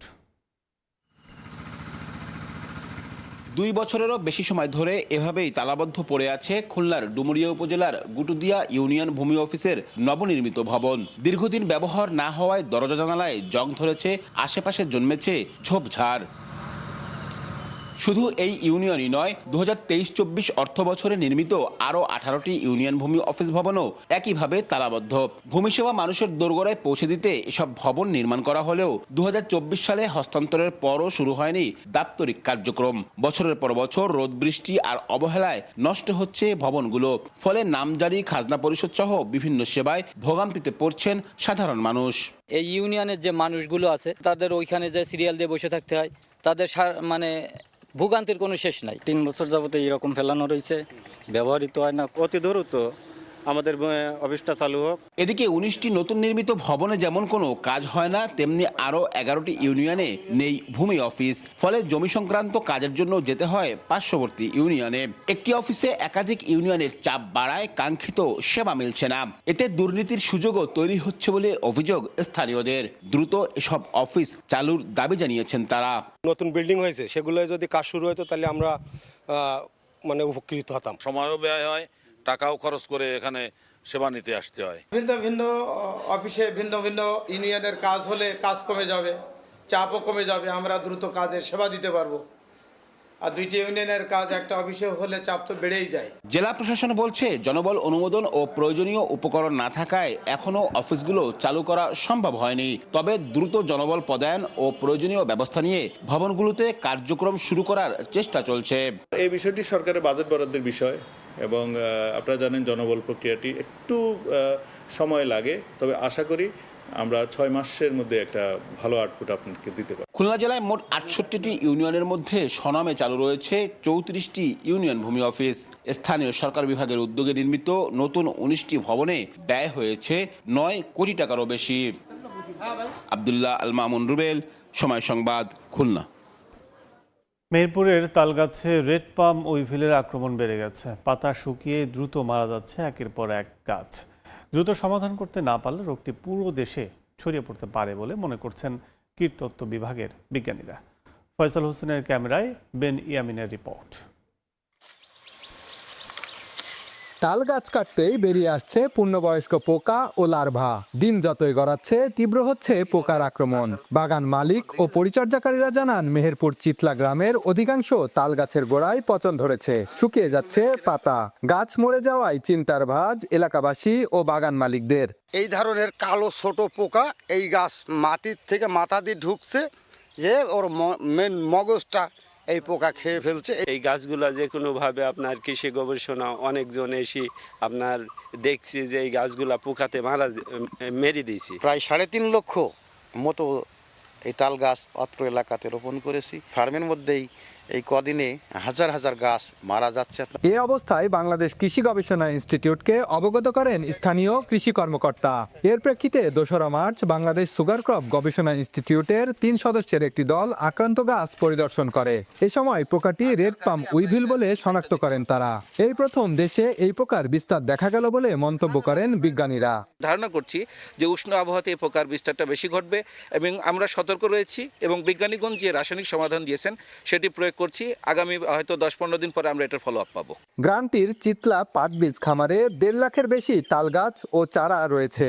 এছাড়া সড়কের পাশে লাগানো তাল গাছ ও চারার সংখ্যা 3 লাখের উপর। বেন ইয়ামিন, সময় সংবাদ, মেহেরপুর। ইরান যুদ্ধের কৌশলগত অচলাবস্থা ভাঙতে মস্কোর দ্বারস্থ হয়েছেন মার্কিন প্রেসিডেন্ট ডোনাল্ড ট্রাম্প। ফোনে কথা বলেছেন রুশ প্রেসিডেন্ট ভ্লাদিমির পুতিনের সঙ্গে। মধ্যপ্রাচ্যে যুদ্ধ যত দীর্ঘ হচ্ছে ততই বদলে যাচ্ছে কূটনৈতিক সমীকরণ, যা নতুন রাজনৈতিক সংকটে ফেলছে ওয়াশিংটনকে। বিশ্লেষকরা মনে করছেন, এমন অবস্থায় মস্কোর সহায়তায় আঞ্চলিক উত্তেজনা নিরসনের পথ খুঁজছে ট্রাম্প প্রশাসন। ইরানের বিরুদ্ধে যুক্তরাষ্ট্র ও ইসরায়েলের সামরিক অভিযান শুরুর পর থেকেই দ্রুত বিজয়ের আশা দেখিয়েছেন মার্কিন প্রেসিডেন্ট ডোনাল্ড ট্রাম্প। তবে যুদ্ধ দীর্ঘায়িত হওয়ার সঙ্গে সঙ্গে স্পষ্ট হচ্ছে যুক্তরাষ্ট্রের কৌশলগত অচলাবস্থা। এমন পরিস্থিতিতে রাশিয়ার প্রেসিডেন্ট ভ্লাদিমির পুতিনের সঙ্গে ফোনে কথা বলেন ট্রাম্প। বিশ্লেষকদের মতে এই ফোনালাপ সংঘাত নিরসনে মার্কিন প্রেসিডেন্টের কূটনৈতিক পথ খোঁজার চেষ্টা। ওয়াশিংটন এখনও কঠোর ভাষায় ইরানের ভবিষ্যৎ রাজনৈতিক অবস্থার বিষয়ে মন্তব্য করছে। এমনকি ইরানের সর্বোচ্চ ধর্মীয় নেতৃত্ব নিয়েও প্রকাশ্যে মন্তব্য করেছেন ট্রাম্প। তবে বাস্তবে বদলে যাচ্ছে মধ্যপ্রাচ্যের রাজনৈতিক পরিবেশ। দূরত্ব বাড়ছে উপসাগরীয় অঞ্চলে মার্কিন মিত্রদের মধ্যে, যা অস্বস্তিতে ফেলছে ট্রাম্প প্রশাসনকে। সামরিক ও কূটনৈতিক মহল ছাড়িয়ে যুদ্ধের প্রভাব পড়েছে বিশ্ব জ্বালানি বাজারে। হরমুজ প্রণালী দিয়ে তেল ও গ্যাস পরিবহন ঝুঁকিতে চাপের মুখে বৈশ্বিক জ্বালানি সরবরাহ শৃঙ্খল। এমন পরিস্থিতিতে ইউরোপকে পাইপলাইনের মাধ্যমে পুনরায় জ্বালানি সরবরাহ করার প্রস্তাব দিয়েছে মস্কো, যা বৈশ্বিক জ্বালানি সংকট মোকাবিলায় কৌশলগত আগাম প্রস্তুতি। যুদ্ধ আরও দীর্ঘায়িত হলে নতুন রাজনৈতিক সংকটে পড়তে পারে ওয়াশিংটন। এমন বাস্তবতায় ট্রাম্প প্রশাসন মস্কোর সহায়তায় আঞ্চলিক উত্তেজনা কমানোর পথ খুঁজছেন বলে মনে করছেন বিশ্লেষকরা। বরকতুল্লাহ, সময় সংবাদ। মধ্যপ্রাচ্যে যুদ্ধ পরিস্থিতির কারণে আয়ারল্যান্ডে লাফিয়ে বাড়ছে পেট্রোল ও ডিজেলের দাম। পাশাপাশি রেকর্ড ভেঙেছে ঘর গরম করার জন্য প্রয়োজনীয় কেরোসিন তেলের দামও। শীতপ্রধান দেশটিতে জ্বালানির এমন লাগামহীন মূল্যবৃদ্ধিতে চরম বিপাকে পড়েছেন স্থানীয় বাসিন্দা ও প্রবাসী বাংলাদেশিরা। আয়ারল্যান্ড থেকে সৈয়দ জুয়েলের রিপোর্টে বিস্তারিত। ইরানে যুক্তরাষ্ট্র ও ইসরায়েলের হামলার আঁচ লেগেছে বিশ্বের তেলের বাজারে। সংঘাত শুরুর আগে আয়ারল্যান্ডে প্রতি লিটার ডিজেল ও পেট্রোল বিক্রি হচ্ছিল €1.68 থেকে 73 সেন্টের মধ্যে। তবে যুদ্ধ শুরুর পর থেকে প্রতিদিনই বাড়ছে দাম। বর্তমানে প্রতি লিটার ডিজেলের দাম €2 ছাড়িয়েছে, আর পেট্রোলও ছুঁই ছুঁই করছে €2 ঘর। তবে সাধারণ মানুষের কপালে চিন্তার ভাঁজ ফেলেছে ঘর গরম করার কেরোসিন তেলের দাম। আগে যে 500 লিটার কেরোসিন €494 পাওয়া যেত, এখন তা কিনতে গুনতে হচ্ছে 880 ইউরো। গড়ে দাম বেড়েছে প্রায় 75 থেকে 80%। জ্বালানি সরবরাহকারী প্রতিষ্ঠানগুলো বলছে তেলের দাম বাড়ায় পাল্লা দিয়ে বাড়ছে বিদ্যুতের খরচও।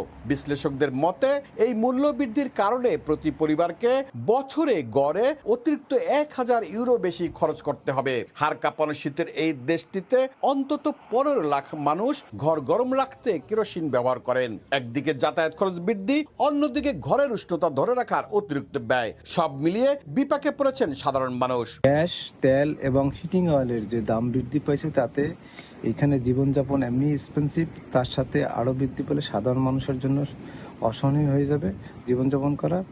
তাই আমরা চাই অচিরেই যুদ্ধটা বন্ধ হোক এবং সাধারণ মানুষ মুক্তি পাক। বিশেষ করে নিম্ন এবং মধ্যবিত্ত পরিবারের জন্য এই অতিরিক্ত খরচ বহন করা কঠিন হয়ে পড়েছে। শীত প্রধান দেশে হিটিং অয়েল একটি মৌলিক প্রয়োজন, এটি কোনো বিলাসিতা নয়। তাই আমরা আয়ারল্যান্ড সরকারের কাছে বিনীতভাবে অনুরোধ জানাই যেন তারা এই অস্বাভাবিক মূল্যবৃদ্ধির বিষয়টি গুরুত্বের সাথে পর্যবেক্ষণ করেন। এদিকে বাজার পরিস্থিতি নিয়ন্ত্রণে সতর্ক অবস্থানে রয়েছে ভোক্তা পর্যবেক্ষণ সংস্থা। কোন প্রতিষ্ঠান অতিরিক্ত মুনাফার লোভে আইন লঙ্ঘন করলে 1 কোটি ইউরো পর্যন্ত জরিমানার কথা বলা হয়েছে। তবে চলমান যুদ্ধ দীর্ঘস্থায়ী হলে শুধু জ্বালানি নয়, খাদ্যদ্রব্যের দামও আকাশচুম্বী হওয়ার শঙ্কা দেখছেন বিশেষজ্ঞরা। তেলের এই অস্বাভাবিক মূল্যবৃদ্ধির ফলে নাবিশ্বাস এখন জনমনে। এই ধারা অব্যাহত থাকলে নিত্যপণ্যের বাজারেও লাগতে পারে আগুন। যুদ্ধ বন্ধ না হলে মূল্যবৃদ্ধির এই পাগলা আগুন নেভানো অনেকটাই কষ্ট হয়ে পড়বে। সৈয়দ জুয়েল, সময় সংবাদ, আয়ারল্যান্ড। লাতিন আমেরিকার দেশ চিলিতে নতুন প্রেসিডেন্টের শপথ ঘিরে ব্যাপক বিক্ষোভ হয়েছে। বুধবার 59 বছর বয়সী হোসে অ্যান্টোনিও কাস্তে বন্দর নগরী ভালপারাইসোর পার্লামেন্টের শপথ গ্রহণ করেন। এ সময় বাইরে বিক্ষোভকারীরা পুলিশের ব্যারিকেড ভেঙে ফেলার চেষ্টা করলে শুরু হয় সংঘাত। দাঙ্গা পুলিশ জলকামান ও টিয়ারশেল ব্যবহার করে জনতাকে ছত্রভঙ্গ করার চেষ্টা করে। এ সময় ইট পাটকেল আর অগ্নিসংযোগের মাধ্যমে পাল্টা জবাব দেয় বিক্ষোভকারীরা। দুপক্ষের সংঘর্ষে কয়েকজন বিক্ষোভকারী ও পুলিশ সদস্য আহত হয়েছেন। আইনশৃঙ্খলা বাহিনীর কাজে বাধা দেওয়ার অভিযোগে কয়েকজনকে আটক করা হয়েছে। কাছ থেকে চিলির গণতন্ত্রে ফেরার পর থেকে সবচেয়ে কঠোর ডানপন্থী নেতা হিসেবে বিবেচনা করা হচ্ছে। তার নির্বাচনী ইশতেহারে ছিল অভিবাসন বিরোধী কঠোর অবস্থান এবং অপরাধ দমনে আপোষহীন যুদ্ধের ঘোষণা।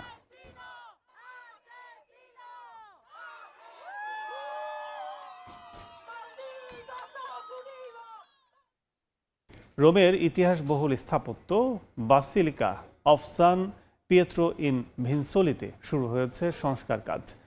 গির্জার মাইকেলাঞ্জেলোর বিখ্যাত মোসেস ভাস্কর্য ও রেনেসাঁ যুগের নানা অলঙ্করণ নতুন করে সংস্কার করা হচ্ছে। পর্যটক এবং গবেষকরা বলছেন সুনির্দিষ্ট ও দীর্ঘদিন লুকানো রঙের স্তর উন্মোচনই এই প্রকল্পের মূল আকর্ষণ। ইতালির রোমে basilica of San Pietro in ভিনসোলিতে চলছে সংস্কার কাজ। শ্রমিকরা ছাদের রং ও অলঙ্করণ উন্মোচনের চেষ্টা করছেন। প্রকল্পের দায়িত্বে থাকা স্থপতি আলেসান্দ্রা সেন্ট্রোনি জানান, এই কার্যক্রমের মূল লক্ষ্য বাসিলিকার অলংকৃত ও স্থাপত্যের নথিগুলো সংস্কার করা। এছাড়াও সংস্কার কর্মীরা বহু বছর ধরে সাদা ও ধূসর রঙের স্তর সরাতে কাজ করেছেন। তারা বলেন, রঙের আড়ালে ডেলারোভের কার্নিডালদের জটিল ও সূক্ষ্ম প্রতীকগুলো ছিল, যা উন্মোচন করা হবে। আমরা মূল পৃষ্ঠের ওপর থেকে প্রলেপ সরাচ্ছি, যা কেমিক্যাল ও মেকানিক্যাল উভয় পদ্ধতিতে হচ্ছে। পানি দিয়ে শেষ স্তর নরম করা হচ্ছে আর স্ক্যালপেলের সাহায্যে ধীরে ধীরে রঙের স্তর সরানো হচ্ছে। রেনেসাঁ যুগে ডেলারোভের পরিবার বাসিলিকা অলঙ্করণে পৃষ্ঠপোষকতা করেছিলেন। তাদের একজন কার্ডিনাল পোপ জুলিয়াস দ্বিতীয় ছিলেন, যিনি মাইকেলাঞ্জেলোকে গির্জার মধ্যে তার বিশাল সমাধি ভাস্কর্য তৈরি করতে নিযুক্ত করেছিলেন। অর্জিতা শাহসিন, সময় সংবাদ। বাংলাদেশ পাকিস্তান প্রথম ওয়ানডে ম্যাচ দেখতে মিরপুরের হোম অফ ক্রিকেটে গিয়েছিলেন প্রধানমন্ত্রী তারেক রহমানের মেয়ে ব্যারিস্টার জাইমা রহমান। মিরপুর স্টেডিয়ামে পৌঁছালে জাইমা রহমানকে অভ্যর্থনা জানান যুব ক্রীড়া প্রতিমন্ত্রী আমিনুল হক। এ সময় সেখানে ছিলেন বিসিবি পরিচালনা পর্ষদের সদস্যরাও। দীর্ঘ 11 বছর পর দ্বিপাক্ষিক ওয়ানডে সিরিজে লড়ছে বাংলাদেশ ও পাকিস্তান। সিরিজের প্রথম ম্যাচ মাঠে বসে উপভোগ করছেন প্রধানমন্ত্রী কন্যা। তার সঙ্গে ছিলেন প্রয়াত আরাফাত রহমান কোকোর 2 মেয়ে জাহিয়া ও জাফিয়া রহমান। এর আগে যুব ক্রীড়া প্রতিমন্ত্রী মিরপুর স্টেডিয়ামে পৌঁছালে তাকে ফুল দিয়ে স্বাগত জানান বিসিবি ক্রিকেট অপারেশনস চেয়ারম্যান ও প্রধান নির্বাহী।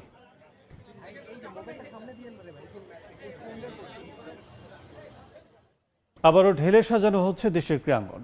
এই লক্ষ্যে অন্তর্বর্তী সরকার গঠিত জেলা, উপজেলা ও বিভাগীয় কমিটি বাতিল করে নতুন করে অ্যাডহক কমিটি গঠনের সুপারিশ করেছে জাতীয় ক্রীড়া পরিষদ। পাশাপাশি বিসিবি নির্বাচনে অনিয়মের অভিযোগ খতিয়ে দেখতেও কমিটি গঠন করেছে এনএসসি। তবে কমিটির কার্যক্রম যাতে আইসিসি বিধির সঙ্গে সাংঘর্ষিক না হয় সে বিষয়ে সতর্ক এনএসসি। বিগত অন্তর্বর্তী সরকারের অদক্ষতায় স্থবির হয়ে পড়ে দেশের ক্রীড়াঙ্গন। বিভিন্ন ফেডারেশন ও অ্যাসোসিয়েশন তো বটেই, এই স্থবিরতা লক্ষ্য করা গেছে জেলা, উপজেলা ও বিভাগীয় পর্যায়েও। ঝিমিয়ে পড়া ক্রীড়াঙ্গনে গতি আনতে পুরনো কমিটি বাতিল করে নতুন করে অ্যাডহক কমিটি গঠনের সুপারিশ করল জাতীয় ক্রীড়া পরিষদ। এনএসসি সুপারিশকৃত এই অ্যাডহক কমিটির লক্ষ্য দ্রুততম সময়ে একটি নির্বাচিত কমিটি উপহার দেয়া। এজন্য সময় বেঁধে দেয়া হয়েছে 3 মাস। যদিও 7 সদস্যের এই 3 কমিটিতে ক্রীড়া সংগঠক ও সংশ্লিষ্টদের বদলে বেশি গুরুত্ব দেয়া হয়েছে সরকারের বিভিন্ন পর্যায়ের কর্মকর্তাদের।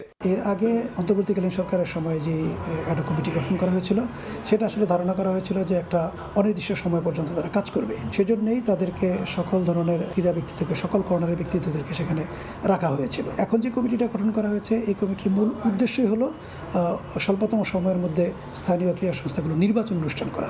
এই কমিটিটাকে আপনারা ঠিক ক্রীড়া পরিচালনার জন্য ওই সংস্থার কমিটি না মনে করে এটাকে মনে করতে হবে যে নির্বাচিত কমিটি গঠনের জন্যই আসলে এই কমিটিটা গঠন করা হয়েছে। এজন্যই এখানে সরকারি কর্মকর্তাদের আধিক্য।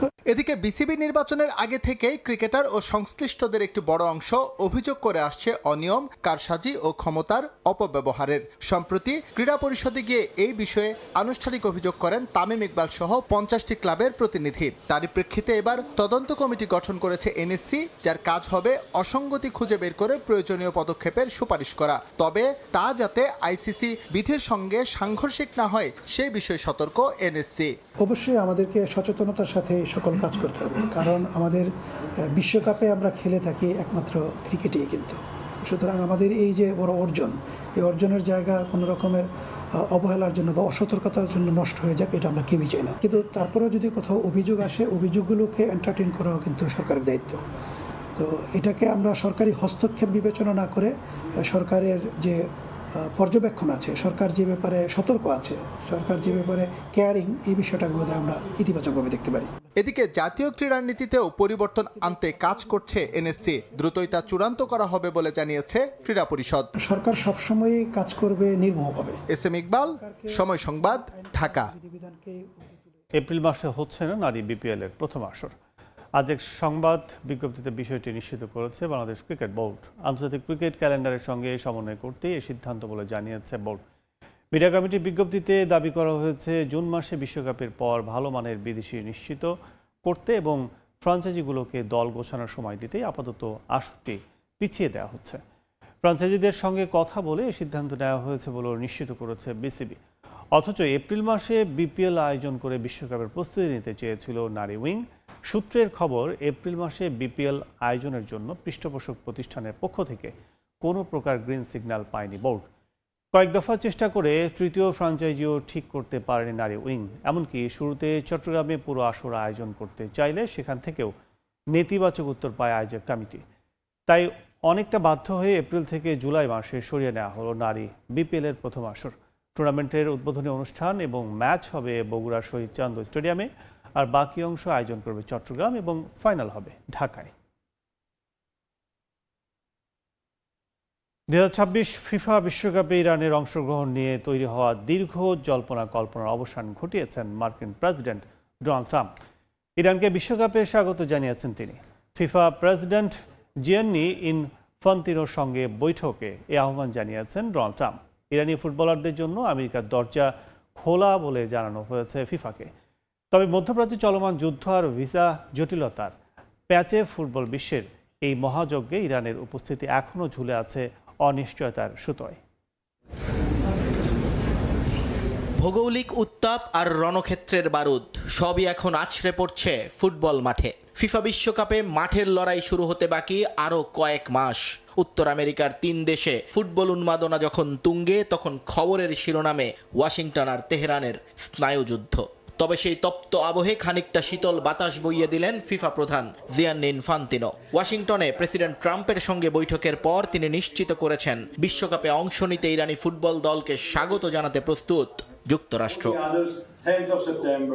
ইনস্টাগ্রাম বার্তায় ইনফান্তিনো জানান, যুদ্ধের এই বিভীষিকার মাঝেও ফুটবল যে ঐক্য গড়ে দেয় তা থেকে নিজেদের দূরে সরিয়ে রাখতে পারেনি মার্কিনীরা। রাজনৈতিক আগ্রাসনের সুর ধরে রাখলেও ট্রাম্প ইঙ্গিত দিয়েছেন ইরানকে তিনি একটি পরাজিত শক্তি মনে করলেও মাঠে তাদের খেলায় কোনো বাধা নেই। তবে এই বার্তার পেছনে রয়েছে ফিফার কঠিন শর্ত। ইন্দোনেশিয়ার উদাহরণ টেনে বিশেষজ্ঞরা বলছেন, কোনো দলকে স্বাগত জানাতে অস্বীকৃতি জানালে আয়োজক সত্ত্ব হারানোর ঝুঁকিতে ছিল যুক্তরাষ্ট্র।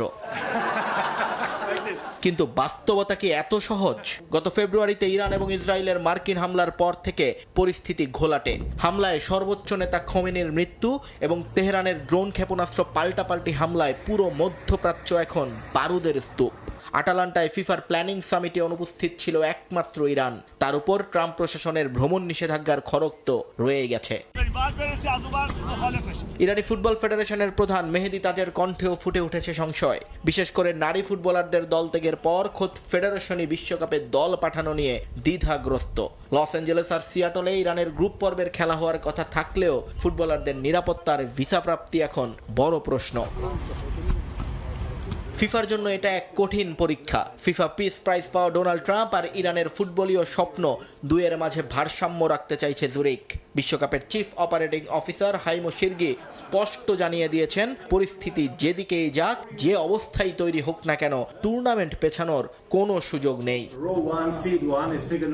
এখন দেখার বিষয়, ফুটবল কি পারবে যুদ্ধের দামামা থামিয়ে 1950 সালের পর প্রথম কোনো দেশের নাম প্রত্যাহারের কলঙ্ক রুখতে? উত্তর মিলবে বিশ্বকাপের কিকঅফে। নিয়ন মোহাইমেন, সময় সংবাদ। বাংলাদেশ বক্সিং ফেডারেশন উদ্যোগে ইফতার মাহফিল অনুষ্ঠিত হয়েছে, যেখানে অংশ নেয় বিভিন্ন ক্রীড়াঙ্গনের সংগঠক ও খেলোয়াড়রা। এ সময় সাম্প্রতিক সময়ে বক্সিং অর্জনগুলো তুলে ধরেন ফেডারেশনের সংশ্লিষ্টরা। পাশাপাশি আগামী দিনে কর্তব্য নিয়েও বক্তব্য রাখেন তারা। পরে দেশের ক্রীড়াঙ্গনের সামগ্রিক উন্নয়নে দোয়া করা হয়। বক্সিং ফেডারেশন আয়োজিত এই ইফতার অনুষ্ঠানে উপস্থিত ছিলেন বাংলাদেশ অলিম্পিক অ্যাসোসিয়েশনের মহাসচিব জুবাইদুর রহমান রানা, সহসভাপতি মেজর ইমরোজ, বক্সিং ফেডারেশন সাধারণ সম্পাদক এম এ কুদ্দুস খান সহ অন্যান্য ফেডারেশনের কর্মকর্তারাও।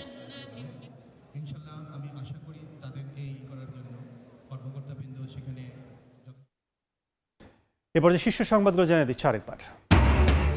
ত্রয়োদশ জাতীয় সংসদের প্রথম অধিবেশন আজ। সভাপতি, স্পিকার ও ডেপুটি স্পিকার চূড়ান্ত করবেন প্রধানমন্ত্রী। রাষ্ট্রপতির ভাষণ নিয়ে মুখোমুখি সরকারি ও বিরোধী দল। ইরান লেবাননে ইসরায়েলের ব্যাপক হামলা, শতাধিক রকেট ছুড়ল হিজবুল্লাহ। তেহরানের প্রতিরক্ষা ধ্বংসের দাবি ট্রাম্পের, নিশ্চয়তা পেলে যুদ্ধ বন্ধের ইঙ্গিত পেজেশকিয়ানের। সংঘাতের জেরে তেল নেয়ার হিড়িক, পাম্পে সেনা চায় মালিকরা। বাড়তি ডিজেল চেয়ে ভারতকে চিঠি। রাশিয়া থেকে জ্বালানি কিনতে যুক্তরাষ্ট্রের কাছে ভারতের মতো ছাড় চায় বাংলাদেশও। অবশেষে চালু হচ্ছে থার্ড টার্মিনাল। চলতি বছরের শেষ দিকে উদ্বোধন, জানালেন বিমান প্রতিমন্ত্রী। কক্সবাজার সমুদ্র সৈকতে বিশ্বমানের করতে সহযোগিতার প্রস্তাব চীনের। এবং এই যাত্রায় ভোগান্তিতে পড়তে পারেন সিলেট ও উত্তরের যাত্রীরা। চাঁদাবাজির বিরুদ্ধে সরকারের জিরো টলারেন্স, ত্রুটিমুক্ত যান চলাচলে কৌশলী হওয়ার তাগিদ বিশেষজ্ঞের।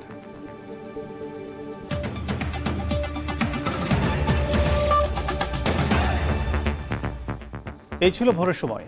সকালের সময় সঙ্গে থাকবেন অর্জিতা শেহজিন। ধন্যবাদ কাজল। সকালের সময় নিয়ে আসছে কিছুক্ষণ পর, সঙ্গে থাকুন সময়।